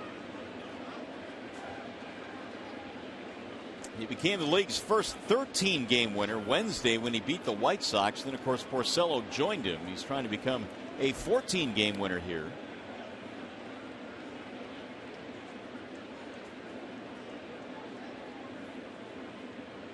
And the 1-0 to Beltran. It's inside, 2 balls, no strikes. That's going to bring Avila out to the mound. Yeah, maybe Avila's noticed something that was just causing Max not to hit that outside corner with his fastball. Here's our high-speed pitch, and it's brought to you by Xfinity on Max Scherzer. And top fastball, 95 miles an hour here tonight. 76 with one of his slow curveballs.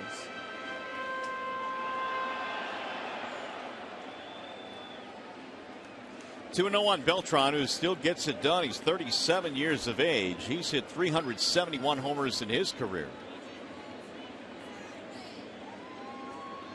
That is the 4th most of any switch hitter.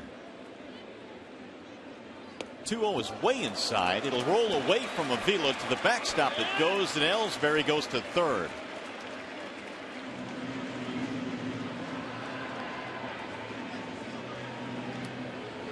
And the count goes 3-0. Yeah, you wonder if Brad is thinking about possibly walking Beltran here. Just walk him, put him on, and go for 2. Wild pitch advances the runner.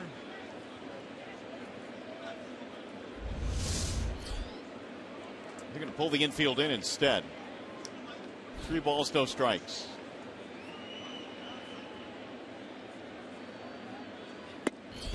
3-1 now on Beltran. Brian McCann waiting on deck. Yankees trying to get that run back they gave up in the top of the 5th.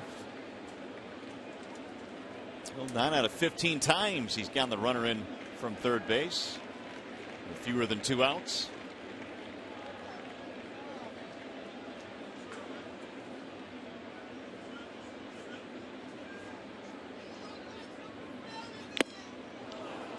Three and 2. Fastball upstairs at 94. It looks good, but it's awfully tough to catch up to. Even a good fastball hitter like Beltran.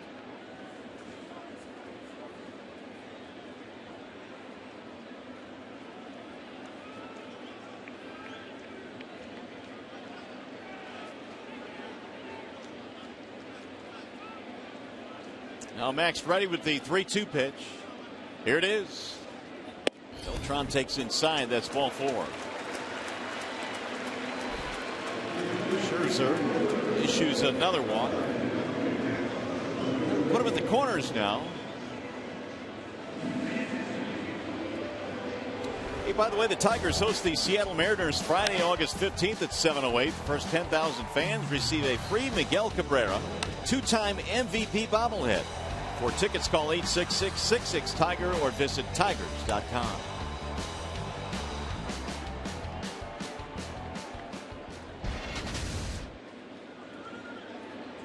Now McCann with runners at first and third and 1 out.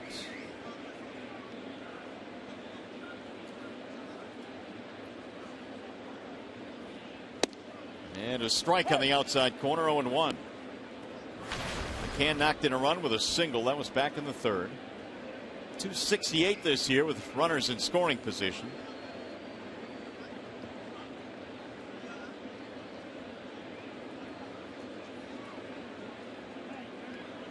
McCann showed off a lot of power in his years with the Atlanta Braves. 7 of the 9 years he was in the big leagues with Atlanta, hit 20 or more home runs.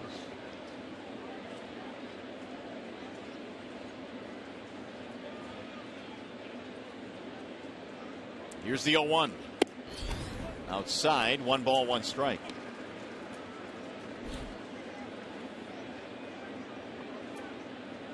From 05 to 11, he averaged a little under 22 homers a year. With the Yankees this year, he's got 11.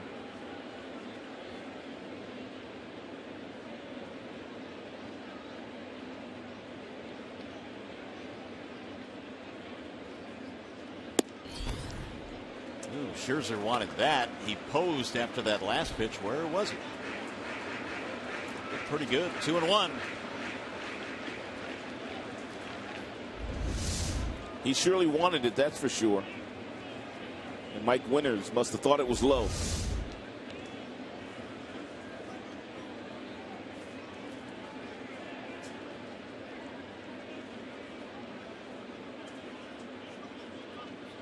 Bouncing ball right side. Kinsler has it. Fires to second. There's one. Reed at first. Oh, what a double play. Oh, what a play by Kinsler to give that feed to Romine.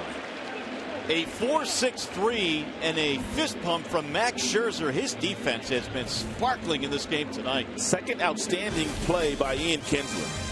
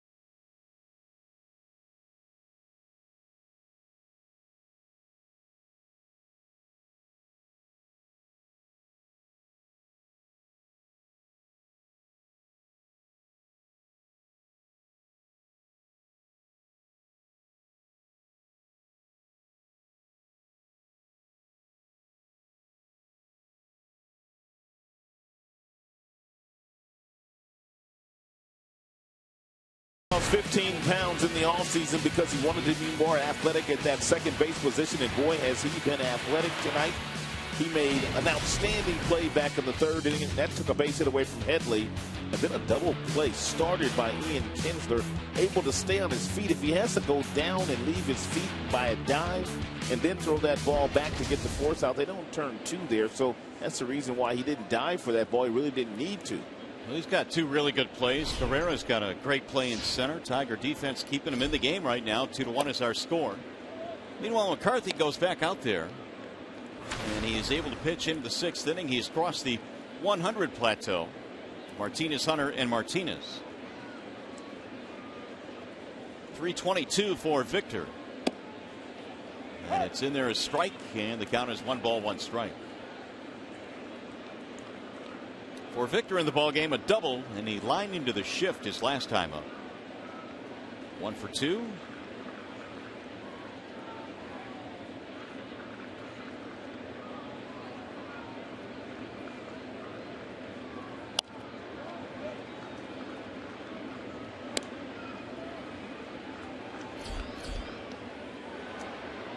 Matt Thornton is warming up. The left-hander. Former Chicago White Sox left-hander Matt Thornton. Had some good seasons with the White Sox.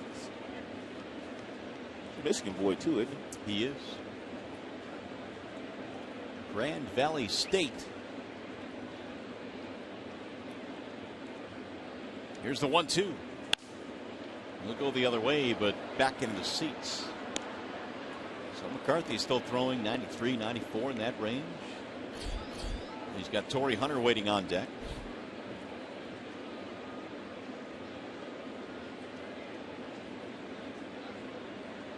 Got to be honest, didn't think he'd be around here in the sixth inning. After that lengthy second, Tigers couldn't get to him, though. They left the bases loaded. That's pulled to right field. That'll get in there. A base hit. And it'll be a multi-hit game for Martinez. A single to go with his double. He could just hit. I mean, that really was not that bad a pitch by McCarthy. But look at Victor pull his hands close to his body and goes down to get a breaking ball and just slices it in the right center field. Nice piece of hitting.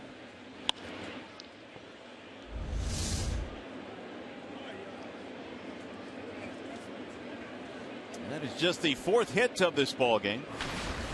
For the Tigers, that is.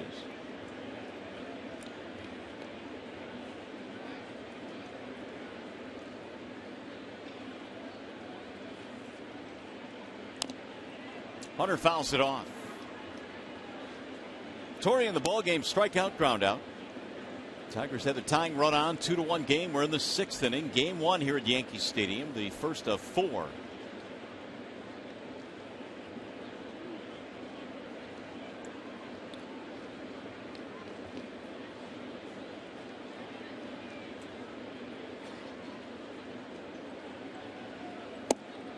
And a ball low, and the count evens now 1-1. Torrey right now 62 RBIs. He's hit 15 homers.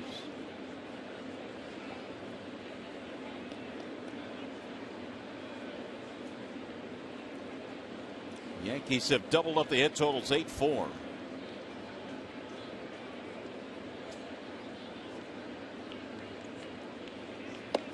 And it missed inside. 2 balls, 1 strike.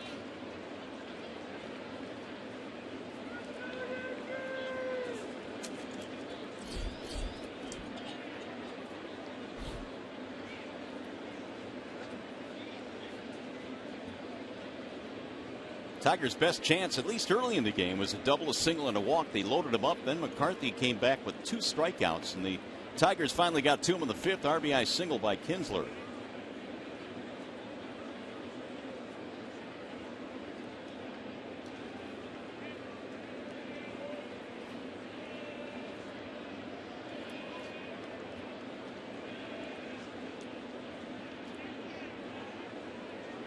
Here's the 2-1.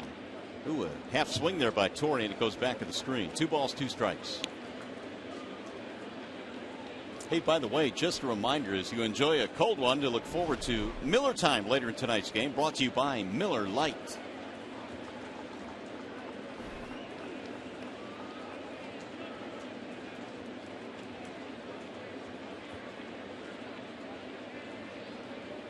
Leadoff single by Martinez. Here's the 2-2. Inside, and Torrey's still kicking. 3-2. Meanwhile, that was pitch number 110 as you look at it by inning for McCarthy, and that is a season high for the Yankees right-hander.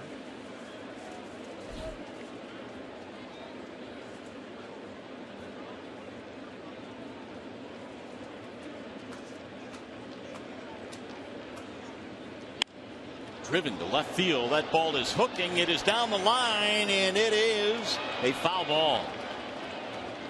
Torrey just missed a 2-run shot, and it would have given the Tigers the lead. And Torrey appeared to not really barrel this up on the barrel. Looked like that two-seam fastball might have got in on him just a little bit.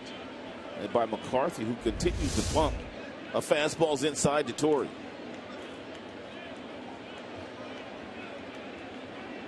Had the distance, but he just got out in front of it. Torrey tried to will it fair. Swing and a miss, and McCarthy comes back and strikes him out. One gone.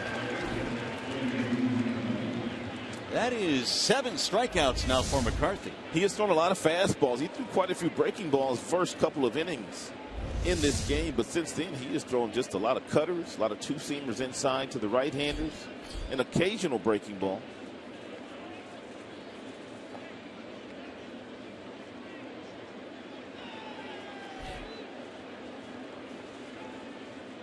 So now J.D. Martinez, who tonight is 1 for 2 single and a strikeout.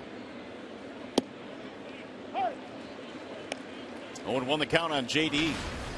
He had a terrific at bat in the second inning, battled and battled and battled against McCarthy, and then finally singled to right field. You just hope the Tigers don't look back at the end of this game and say, man, we had our chance in the second when McCarthy wiggled out of a jam. There's a swing and a foul at home plate. That knocked the glove out of the hand of the catcher McCann.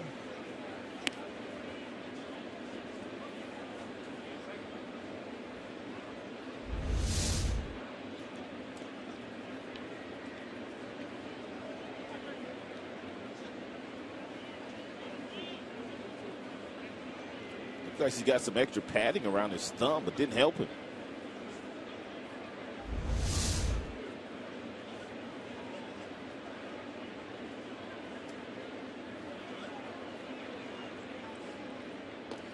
Martinez, who started the inning with a single, still standing there.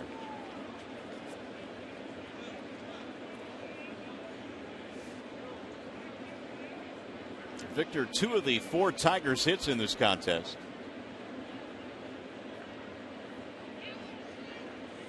JD waits on an 0-2 and a swing and a miss. Down he goes. McCarthy just continues to throw fastball after fastball by a really good fastball hitting team. He sure is. In 115 pitches into this game, now a total of 8. J.D. Martinez is an outstanding fastball hitter. So the strikeout may be it for the right-hander McCarthy, who rebounded nicely in this game. He's going to give up the baseball now. 5 2/3 innings pitched, 115 pitches. And 8 strikeouts.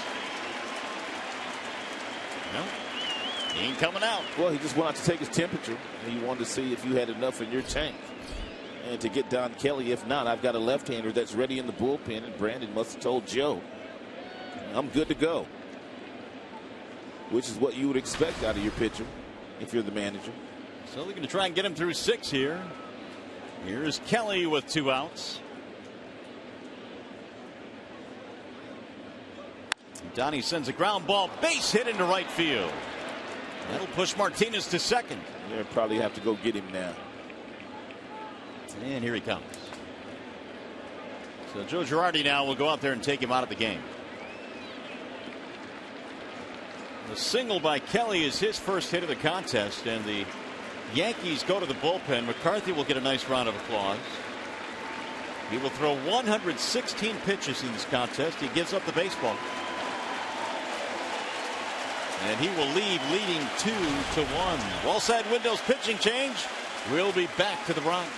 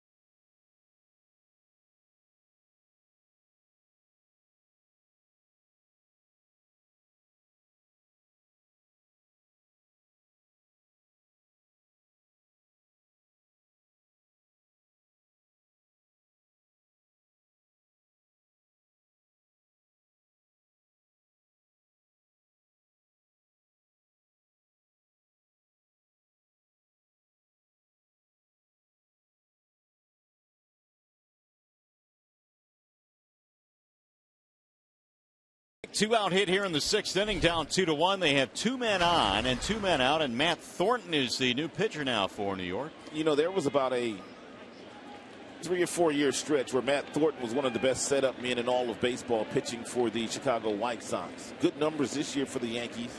Does not have the velocity of the fastball that he had with the White Sox when he was 97, 98, but he still has a pretty good firm fastball, 93 to 95. And he'll face Avila here with 2 on, 2 out. Check swing, strike called on Alex, 0-1. Avila is 0 for 2 in the contest. Did you see that bottom note? He has not given up a home run in his last 74 appearances. Whoa.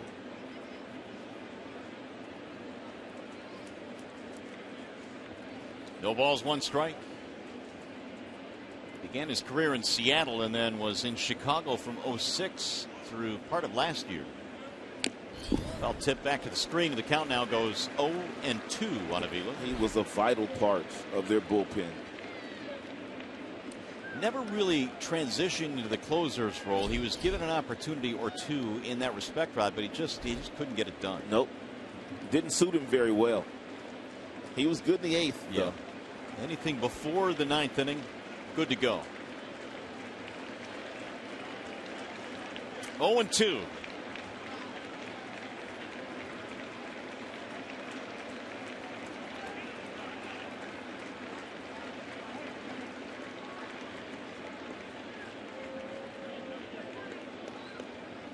More action in the bullpen. Warren, the right-hander, is warming up.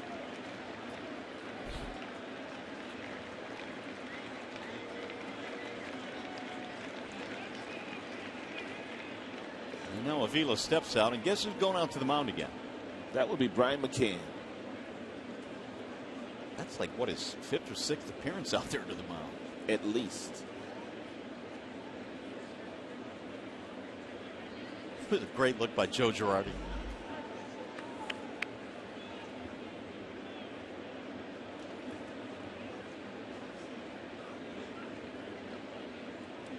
Two strikeouts in the inning for McCarthy. The single by Kelly signaled the end for the Yankee starter. Now Thornton trying to get the final out.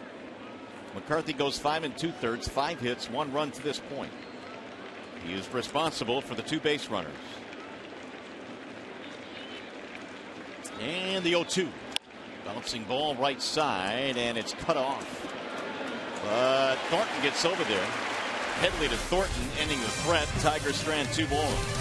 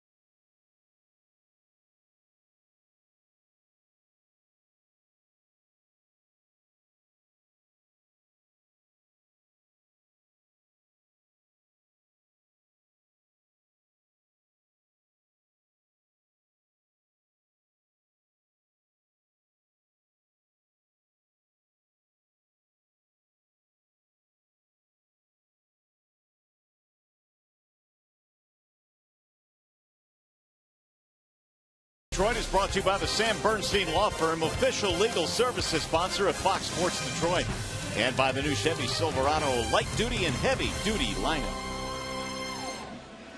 Look at the Yankees now as we go to the bottom of the 6th on a nice night for baseball here at the new Yankee Stadium, which opened up in 2009.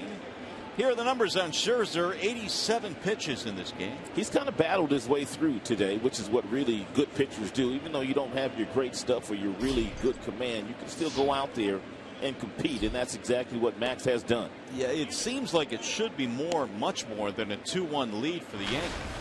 But they've had some really good defense. The Tigers have double play ball in the 5th. And a great play by Kinsler. Chase Headley fouls it back out of play. 1 ball and 1 strike on Headley. Stephen Drew and then Martin Prado to follow. Scherzer trying to nail down win number 14. Came in 13-3. That is lined into left field, base hit out of the reach of Romine. Opposite field single for Chase Headley.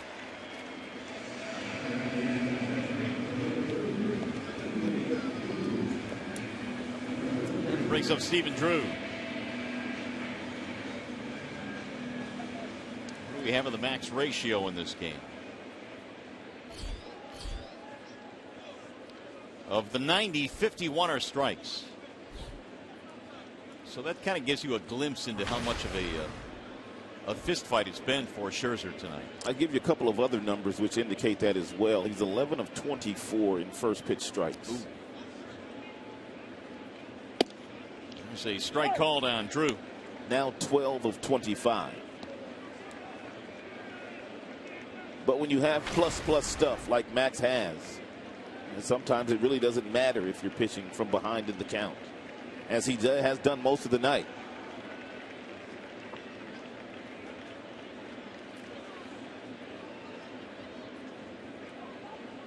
Here's the 0-1.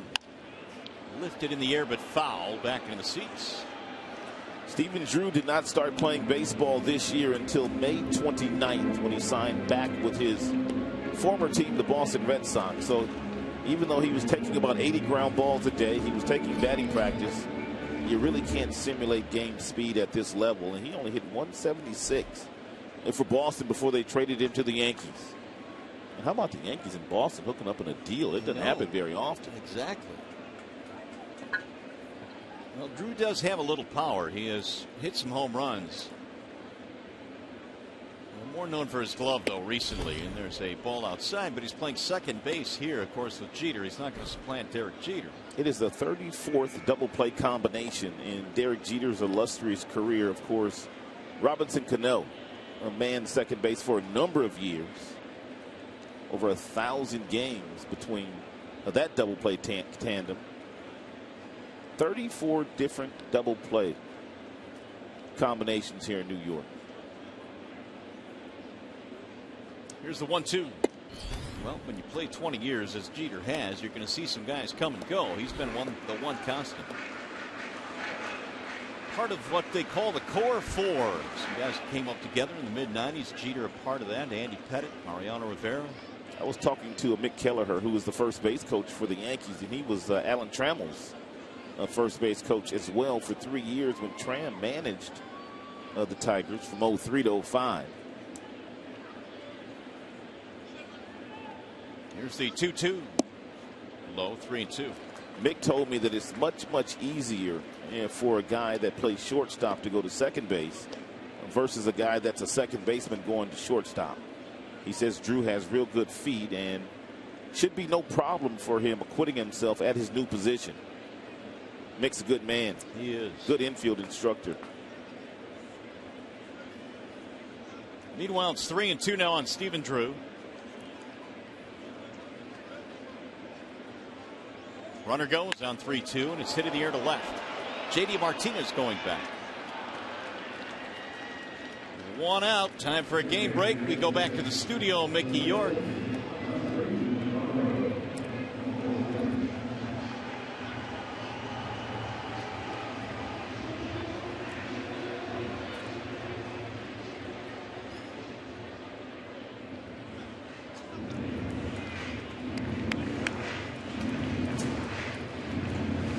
Mickey, thank you. Do you think the Orioles have enough to win the East? They might have enough to win the East, but it sure would have helped them if they would have been able to go out and get themselves another starting pitcher. Yeah. Albuquerque and Hardy warming up in the Detroit bullpen right now. Baltimore has one of the best offenses in the game, 1 through 9. I mean, that's how good their offense is. And especially playing in that ballpark that they play in. It's hitter friendly. But they could use another starter or two. Even without Matt Wieters, they do have a terrific starting 9. So here is Prado, 1 on, 1 out.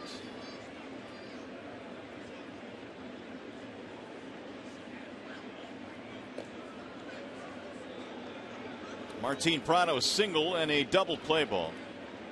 Tigers have turned a couple of double plays behind Scherzer tonight.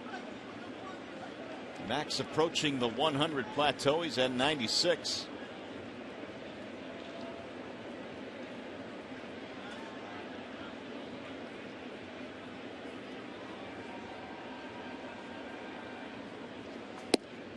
Strike call. Prado was always a guy, it seems like every trading deadline was always talked about, a guy that could fit in different positions and highly sought after. Having a slow year this year offensively, but he's always been known as a good hitter, a guy that could put the ball in play, gets lots of hits. Here's the 0-1. Little pop up, first base side for Cabrera, who makes the play. 2 gone now. The fan Saturday MLB on Fox Sports 1 returns with a doubleheader as the Yankees face Michael Brantley and the Indians, followed by the Cardinals taking on the Orioles. Coverage begins Saturday at 12:30 Eastern, only on Fox Sports 1 and streaming live on Fox Sports Go. And this next 2 weeks is going to be awfully telling for the Yankees, whether they're able to get back into the race in the East. And 4 games here against the Tigers. Cleveland then come in town. And then they have to go to Baltimore. And then after that, they've got to play Tampa. Here's Ichiro. Headley barely off the bag, and he gets back in there easily. 2 runs, 9 hits for the Yankees. Tigers run on 5 hits.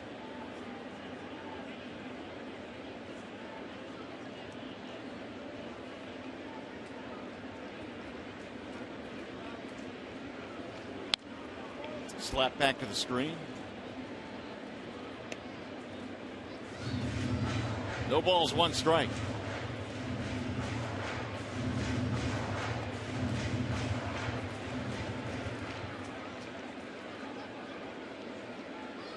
Ichiro's first year in the big leagues was 2001.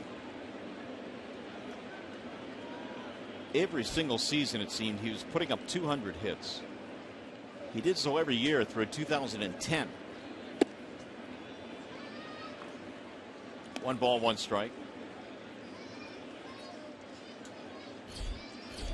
Now by inning for Max as he reaches 100. Ichiro looked like one of those guys that Father Time would never catch up with. Keeps his body in great shape. He stretches a lot. He runs a lot. Doesn't have a whole lot of body fat either. No, none actually. There's the strike call. 1 and 2. I know he came to the league with a lot of flair, that's for sure, when he came over from Japan. He's a Hall of Fame player for me stateside. That's how good he has been. For a 10-year stretch there, he dominated the game from the outfield. Could throw, could run, could hit. A lot of swagger. All-star every year. Gold glove every year. And the 1-2. Slap down the left field line. That's foul.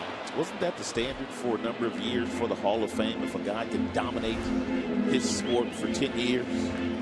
Yeah, that's what many would say and still do. And I would say that Ichiro was pretty close to that. I mean, 2,800 hits since 2001. Here are the ranks since he came to the big leagues in those categories. Went out there every day, played every single day. MVP, Rookie of the Year, 10-time All-Star.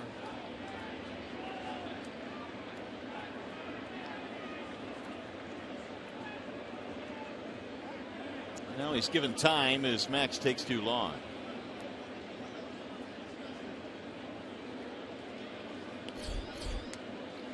Brett Gardner waiting on deck.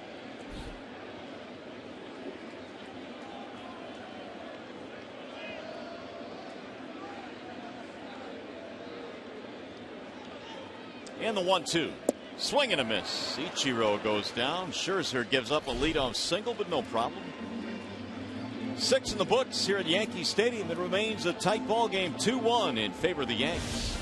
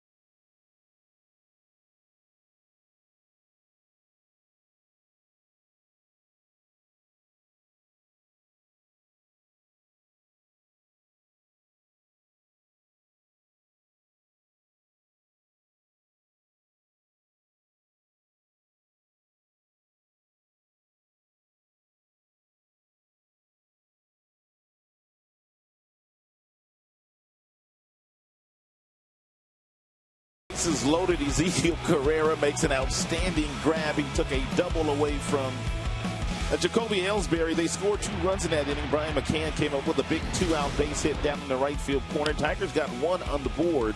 It was a base hit off McCarthy there. Started. That was Ian Kinsler with a 2-out base hit. McCarthy, he was good today. 5 2/3. He had 8 strikeouts. 3 strikeouts on the breaking balls. The other 5 were on fastballs. He threw 93, 94 all night with a lot of late life on his pitches. And so the Yankees now have a new pitcher as we go to the top of the 7th inning here. 2-1 is our score, and it's Adam Warren checking in the Wallside Windows pitching chain. Now they've used Warren quite a bit this year, 50 games to be exact. He has 51 strikeouts, only 19 walks, and a .333 earned run average. Romine fouls it off 0-2. And the back end of their bullpen is pretty good with Betances and Robertson. Robertson taking over as the closer. Both guys homegrown in the Yankee system. And Warren selected in the 4th round by the Yankees in 2009. And he bounces one in. Warren came up last year, made 34 appearances out of the bullpen. Got his first taste of the big leagues a couple of years ago in 2012. From North Carolina, University of, that is. Romine fouls off another. Had to come on defensively for Suarez, who hurt his knee in the 5th inning, sliding into second on a stolen base. North Carolina does a pretty nice job with their pitchers. I mean, the kids that leave high school and go to that school, and when they usually leave North Carolina, they've turned out a lot of high draft choices. A little bit low. Well, Miller, Bard, a couple that come to mind. Andrew Miller, former Tiger. High 90s guys, both of those guys. I don't know what happened to Daniel Bard, man. He just kind of fell off the map. I know it. 2-2. Bouncing ball to second. On the charge there, Stephen Drew. 1 out.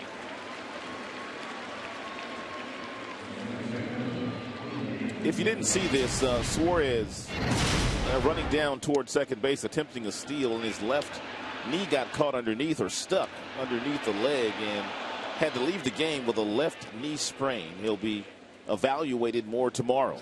It's the second time he's had a slide just like that. He did it, I think, maybe the first game when he came up as a pinch runner.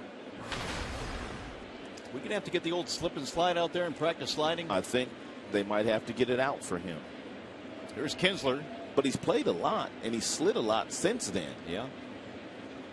Without incident. Ball 1 to Kinsler. Ian responsible for the Tigers run, a single back in the 5th to knock home Romine. And now 59 RBIs for Kinsler, who ran his hitting streak to 6 straight with that base hit. 1-1 count. Ian looking like he was cheating for the inside fastball ever so slightly, opening up that left hip, looking for that fastball in.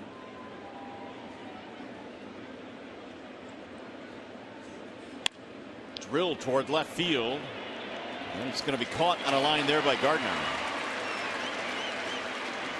2 up, 2 down here in the 7th.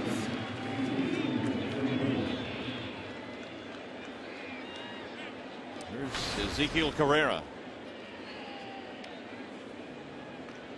He is 0 for 3 in this game. A couple of ground outs and a strikeout. Carrera's numbers down at AAA, 307, 6 home runs, 41 RBIs. With the one number that stood out, his league high 43 steals. Ball 1.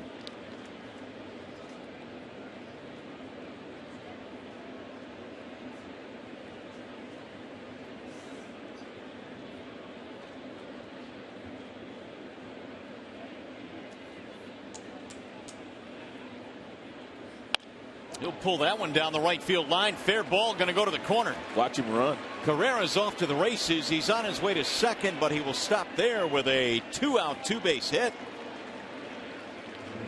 And it keeps the inning going for Miguel Cabrera. He's got a lot of speed, and once that ball goes down in the corner, he knows he's going to get 2.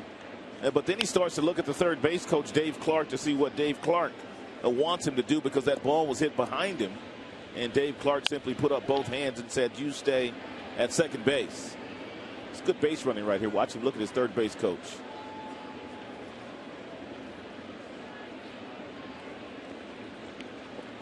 First hit of the ball game for the center fielder Cabrera. He represents the tying run now for Miguel Cabrera. And Miggy is 0 for 2 with a walk, which means he's due, especially in this ballpark. Little number off the end of the bat. Warren's going to pick it up and just take it himself to end the inning.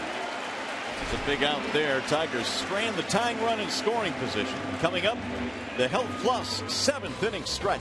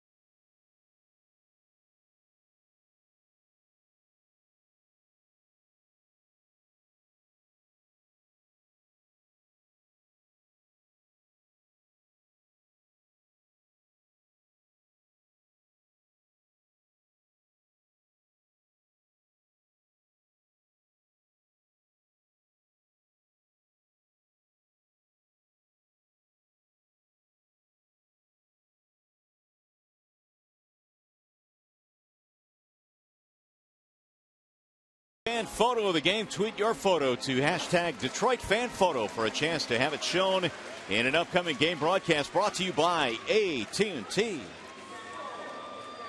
Take a look at Max Scherzer's day so far. Max kind of struggled with his command and really has fought his command all night long. He ended up giving up just a couple of runs in the third inning. He was bailed out by an outstanding defensive play by Carrera in center field.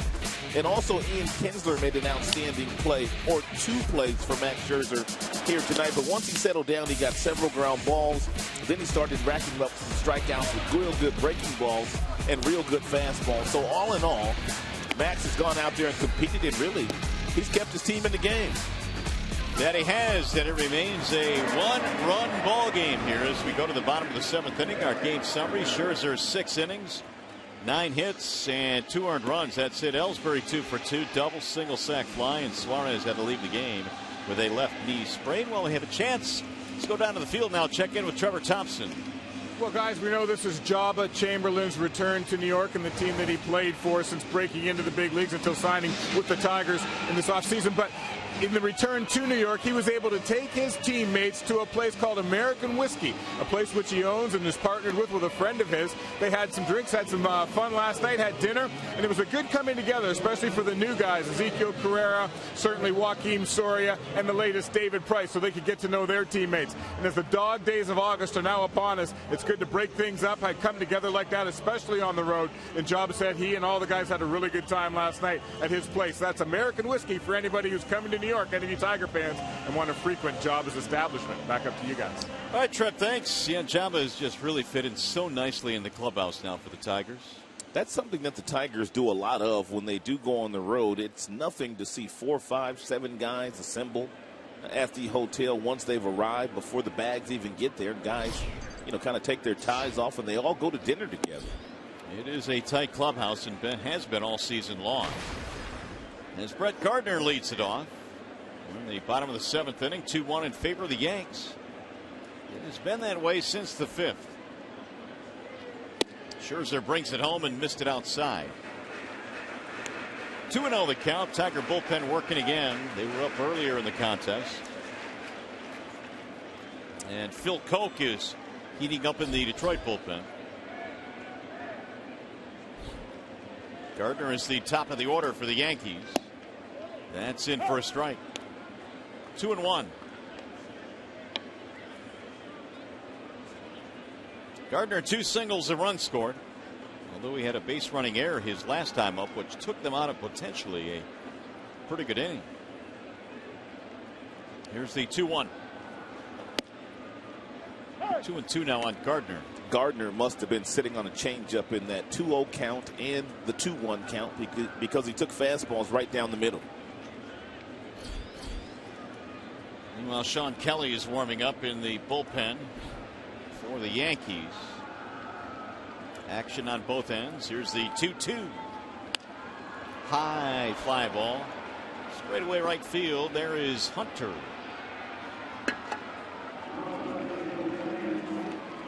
One out here in the bottom of the 7th.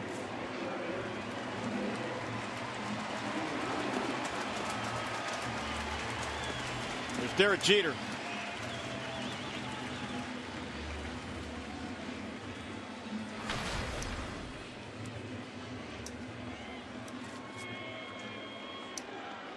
One for 3 tonight for Jeter.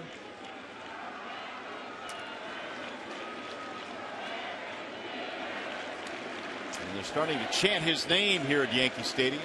They're going to do a lot of that the next 2 months. Strike 1. A bit of a sour look on Jeter's face. Did not like that call from Mike Winters.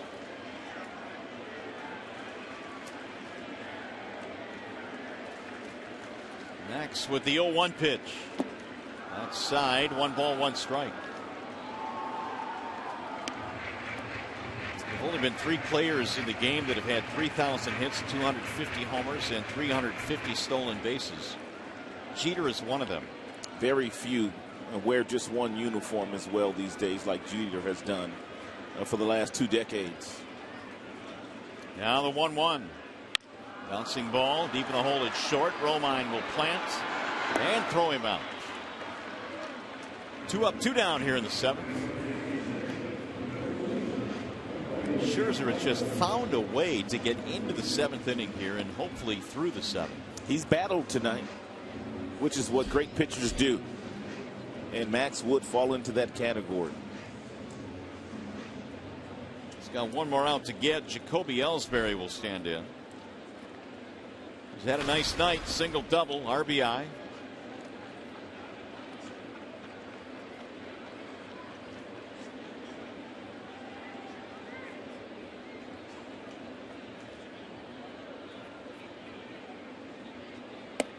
In for strike 1.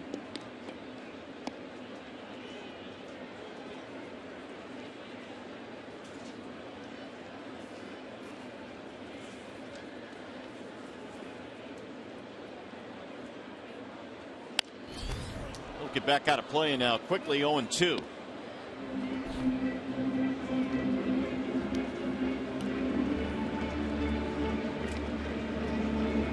Most that Max has thrown in a game this year, 118 pitches, and that was just a couple of starts ago. There have been several starts where Brad could have, sent Max, Justin, Anibal, and Porcello back out there to stretch out their pitch counts even more. But, I don't fault him for that. He's looking at the big picture. These guys have pitched in the postseason the last 3 years, so they've all thrown a lot of pitches. So he wants to watch them close as he can. If he gets into the postseason, which they expect to do, he's hoping they're fresh. Line to left field. Martinez will run it down. And it's going to be a 1-2-3 inning. So Scherzer gets through 7. We'll go to the 8th. 2-1.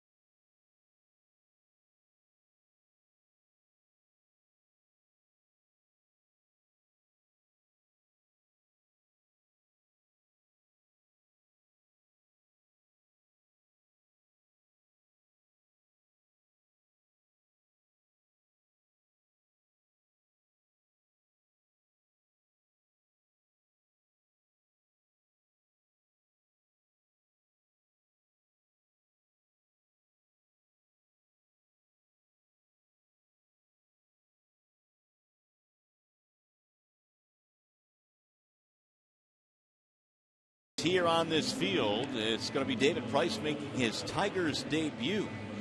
That'll be fun to watch. Well, he's familiar pitching at this ballpark. He pitched a lot of games here for his former club, the Tampa Bay Rays. 11-8 this year with a 3.11 ERA, leads the majors in strikeouts, and has also thrown more innings than anybody in the majors this year. And the Tigers have a trio of trophy winners in their rotation. Last 3 Cy Young Award winners. Verlander in 11, Price in 12, Scherzer last season. Price, of course, won it with the Rays in 2012, a 20-game winner that year. And we'll see him on display tomorrow night. So Victor Martinez will lead things off as we go to the top of the 8th. Tigers trying to get the offense going here. They're down 2-1. They've been limited to just 6 hits.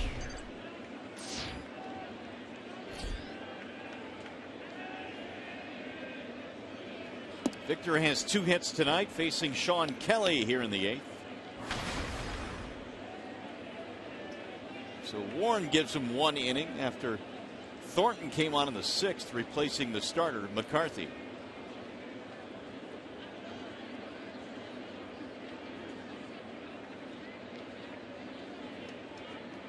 Kelly, former Seattle Mariner. There's the 1-0. Outside, 2-0 on Victor.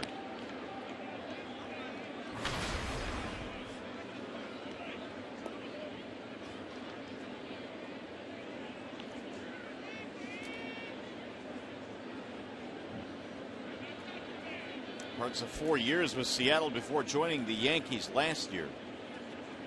They picked him up at a trade before the start of last season. Appeared in 57 games in pinstripes.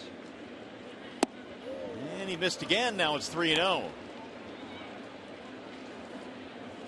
Torrey Hunter to follow, and then it's J.D. Martinez here in the 8th.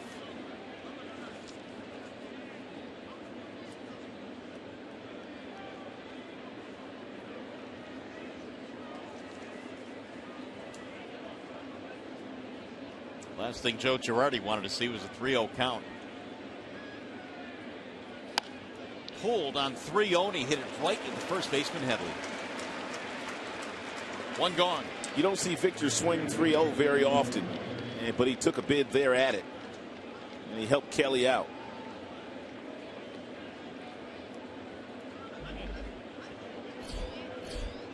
Here is our Tigers box score. He mentioned not a whole lot going on offensively tonight for Detroit. Only 6 hits, 2 of them by Victor Martinez. Tigers have had a couple of chances. They've left some runners on base. Have not been able to come up with the big hit today as they did quite frequently in that 3-game series against the Colorado Rockies. That's it for a strike on Torrey Hunter. He has fanned a couple of times in this game, 0 for 3.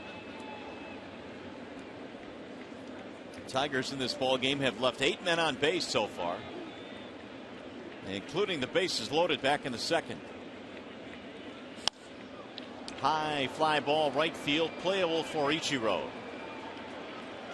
Hunter is out, 2 gone.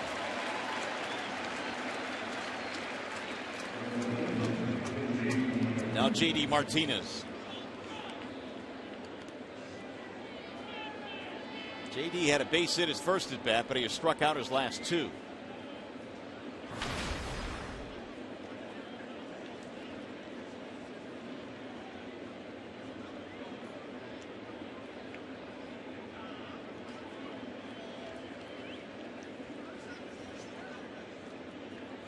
And Kelly delivers a strike.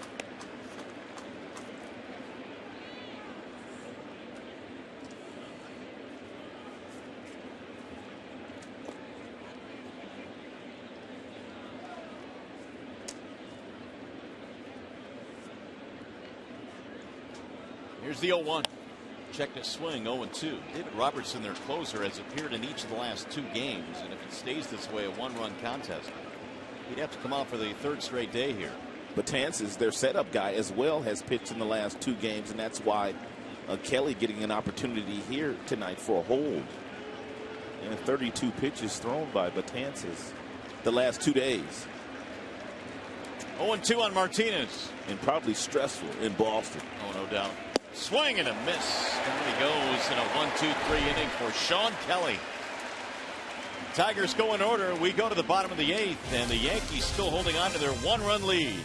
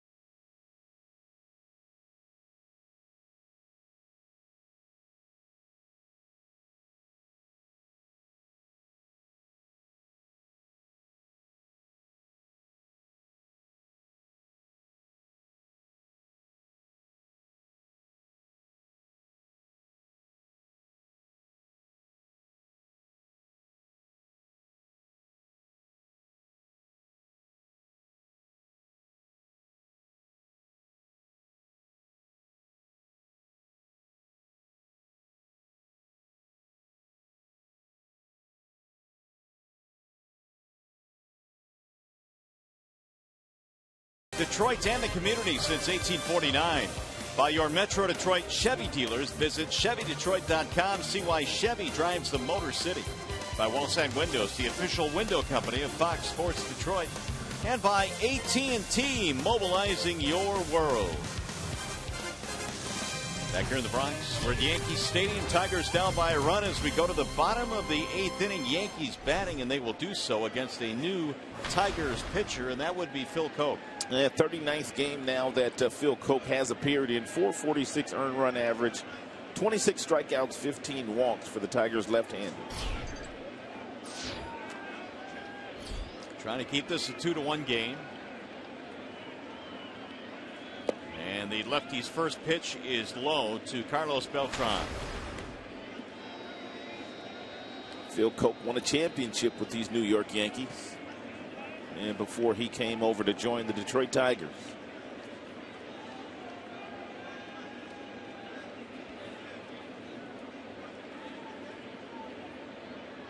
Here's the 1-0. High, 2 balls, no strikes.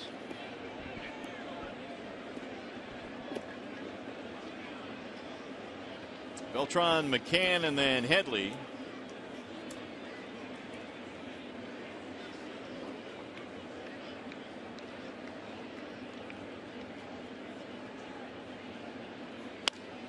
Lifted in the air to left. Straight to J.D. Martinez. Beltran is out, 1 gone. Well, their closer is up. And Robertson, it appears, will come in his 3rd straight day. He was setting up for a number of years for Mariano Rivera, who decided to retire after last season. Closer's role was given to Robertson.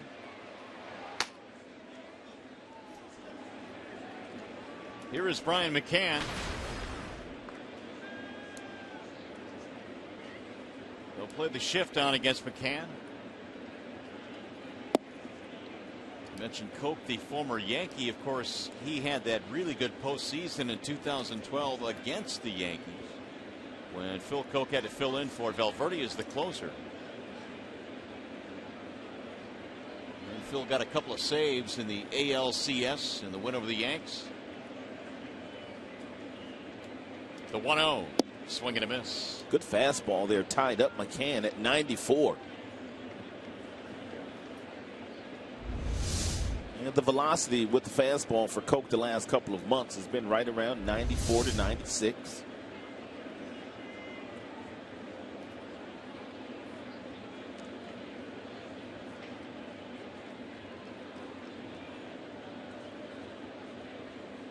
Here's the 1-1.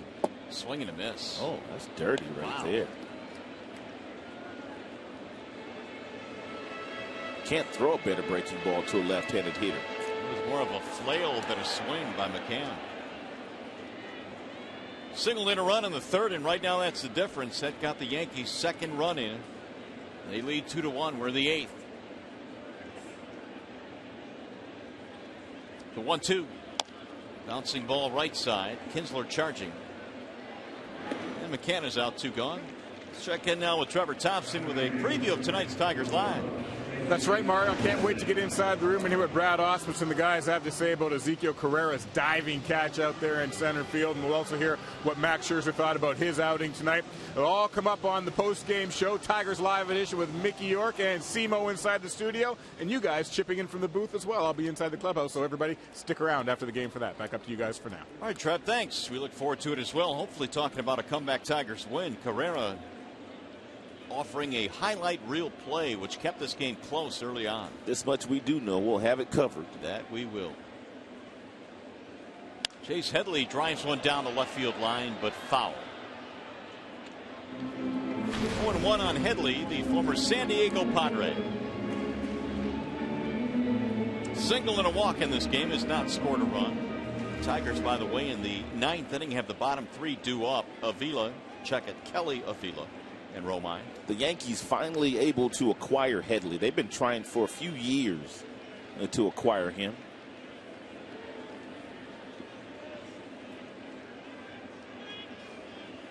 Here's the 0-1.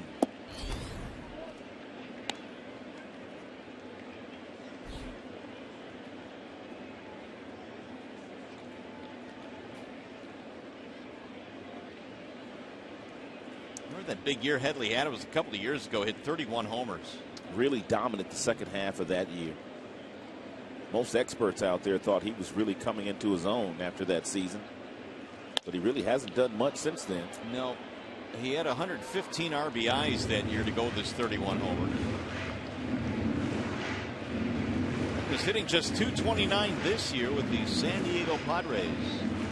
A lot of times when you get guys that have had success in the past, the old, well, maybe a change of scenery will help him out. Totally different lifestyle, the laid back San Diego to the bright lights of New York.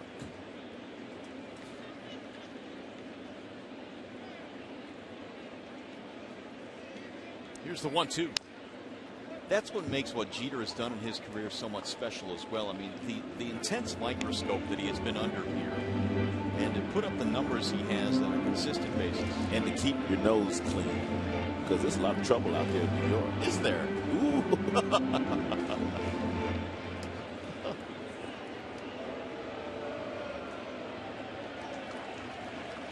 1 ball, 2 strikes. Jeter's career numbers. He'll finish up a career 300 hitter. Another foul back out of play. 1-2 on Chase Headley. Should he reach, Stephen Drew is waiting on deck.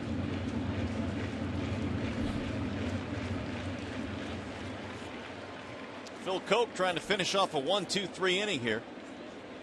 Max Scherzer going the first 7, giving up 9 hits, 2 runs, 4 strikeouts. Be ashamed to lose a ball game giving up just 2 runs. Missed it inside. I mentioned the Tigers have the bottom 3 due up in the 9th inning. They do have Castellanos Davis on the bench.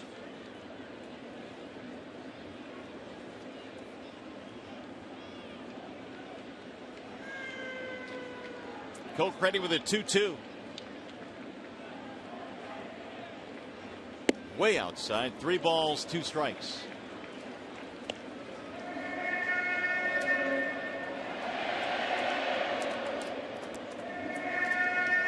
Meanwhile, looks like Rajay's got a bat in his hand.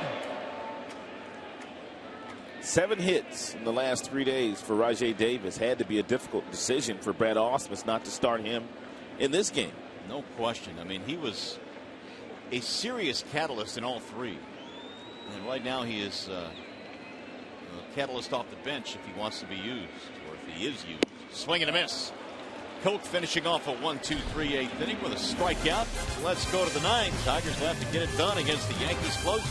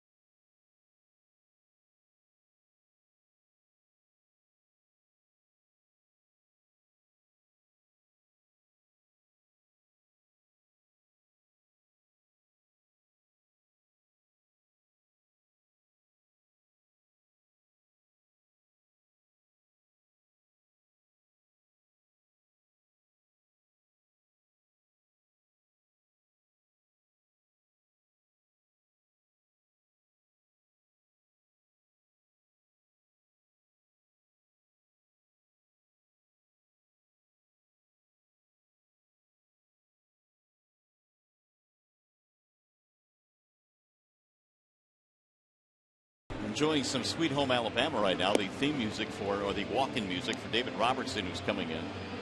Price tomorrow night, game 2. Meanwhile, Robertson trying to record the save. He has gotten 29 of them this year. He's only blown a couple. He's got an outstanding earned run average. Tons of strikeouts, 69 of those in 41 games for Robertson, who has a real good arm, outstanding fastball, good cut fastball. He will mix in a breaking ball, but most of his stuff is hard stuff.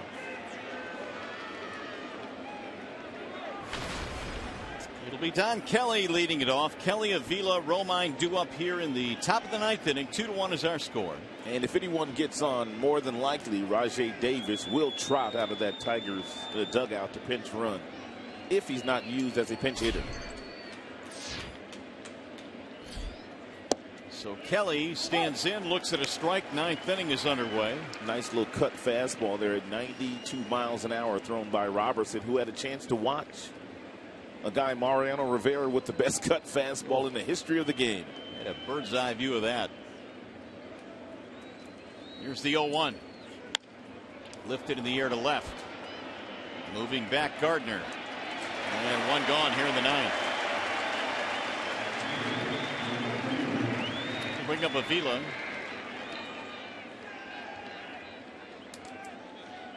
The former teammates at the University of Alabama.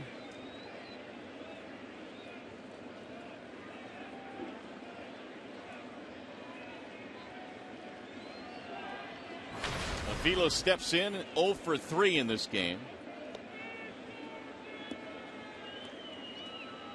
Last year, Robertson appeared in 70 games, had an ERA of 2.04.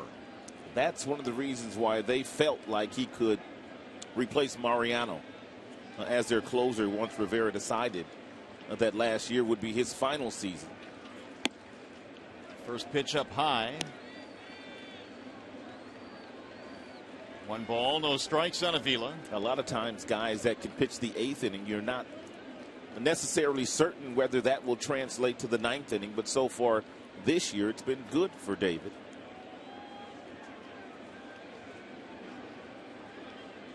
Here's the 1-0. That's in there. 1 ball, 1 strike.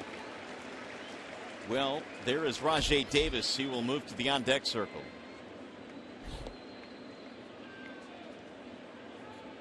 Robertson trying to do the toughest thing that a closer has to do, and that's save a 1-run game. Kelly came on for a 1-2-3/8, handing the baseball over now to Robertson.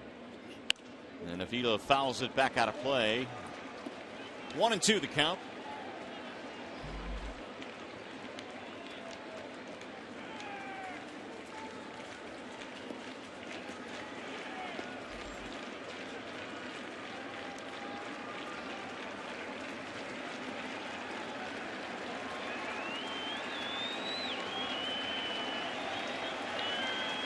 Crowd announced tonight at better than 41,000, starting to make some noise now. Here's the 1-2. Outside. 2 balls, 2 strikes.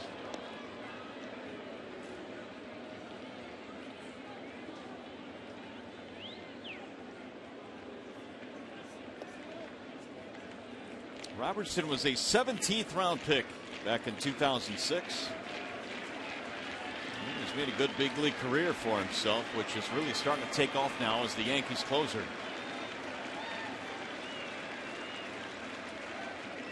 Swing and a miss. Avila down on down on strikes.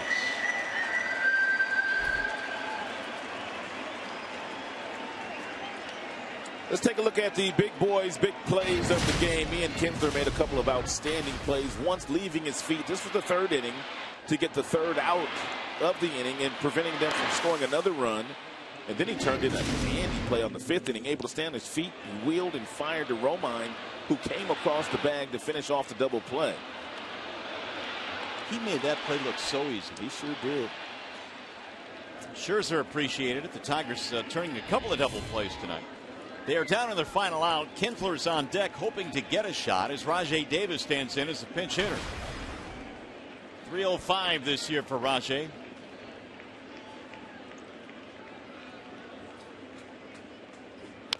And he chops one foul, 0-1. I mentioned the Yankees have played 14 straight games decided by 2 or fewer runs. You've got the same story here tonight. Brad Ausmus looking at what he has left and how he wants to maneuver if the Tigers can extend this game.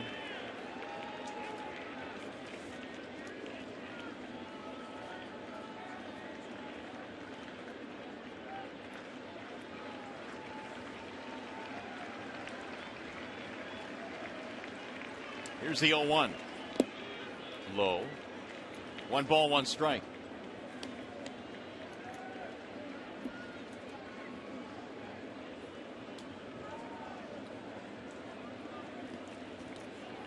Davis trying to keep it going. 2 outs. Takes a deep breath. McCann flashing signs. They want a fastball.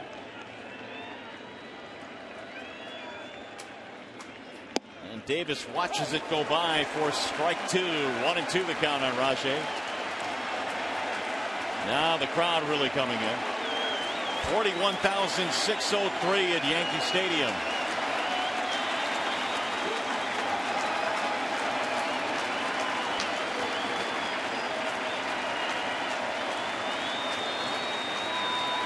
Here's the 1-2. Swing and a miss. He struck him out. David Robertson comes out of the bullpen, has a 1-2-3 ninth, and the Yankees win another tight one. Well, they've been playing a lot of tight games. It's now 15 games in a row where the score for the Yankees in those contests, 2 runs or fewer in all 15 games. Joe Girardi has just picked up his 700th Major League win as a manager. There's your final 2-1. We'll be back.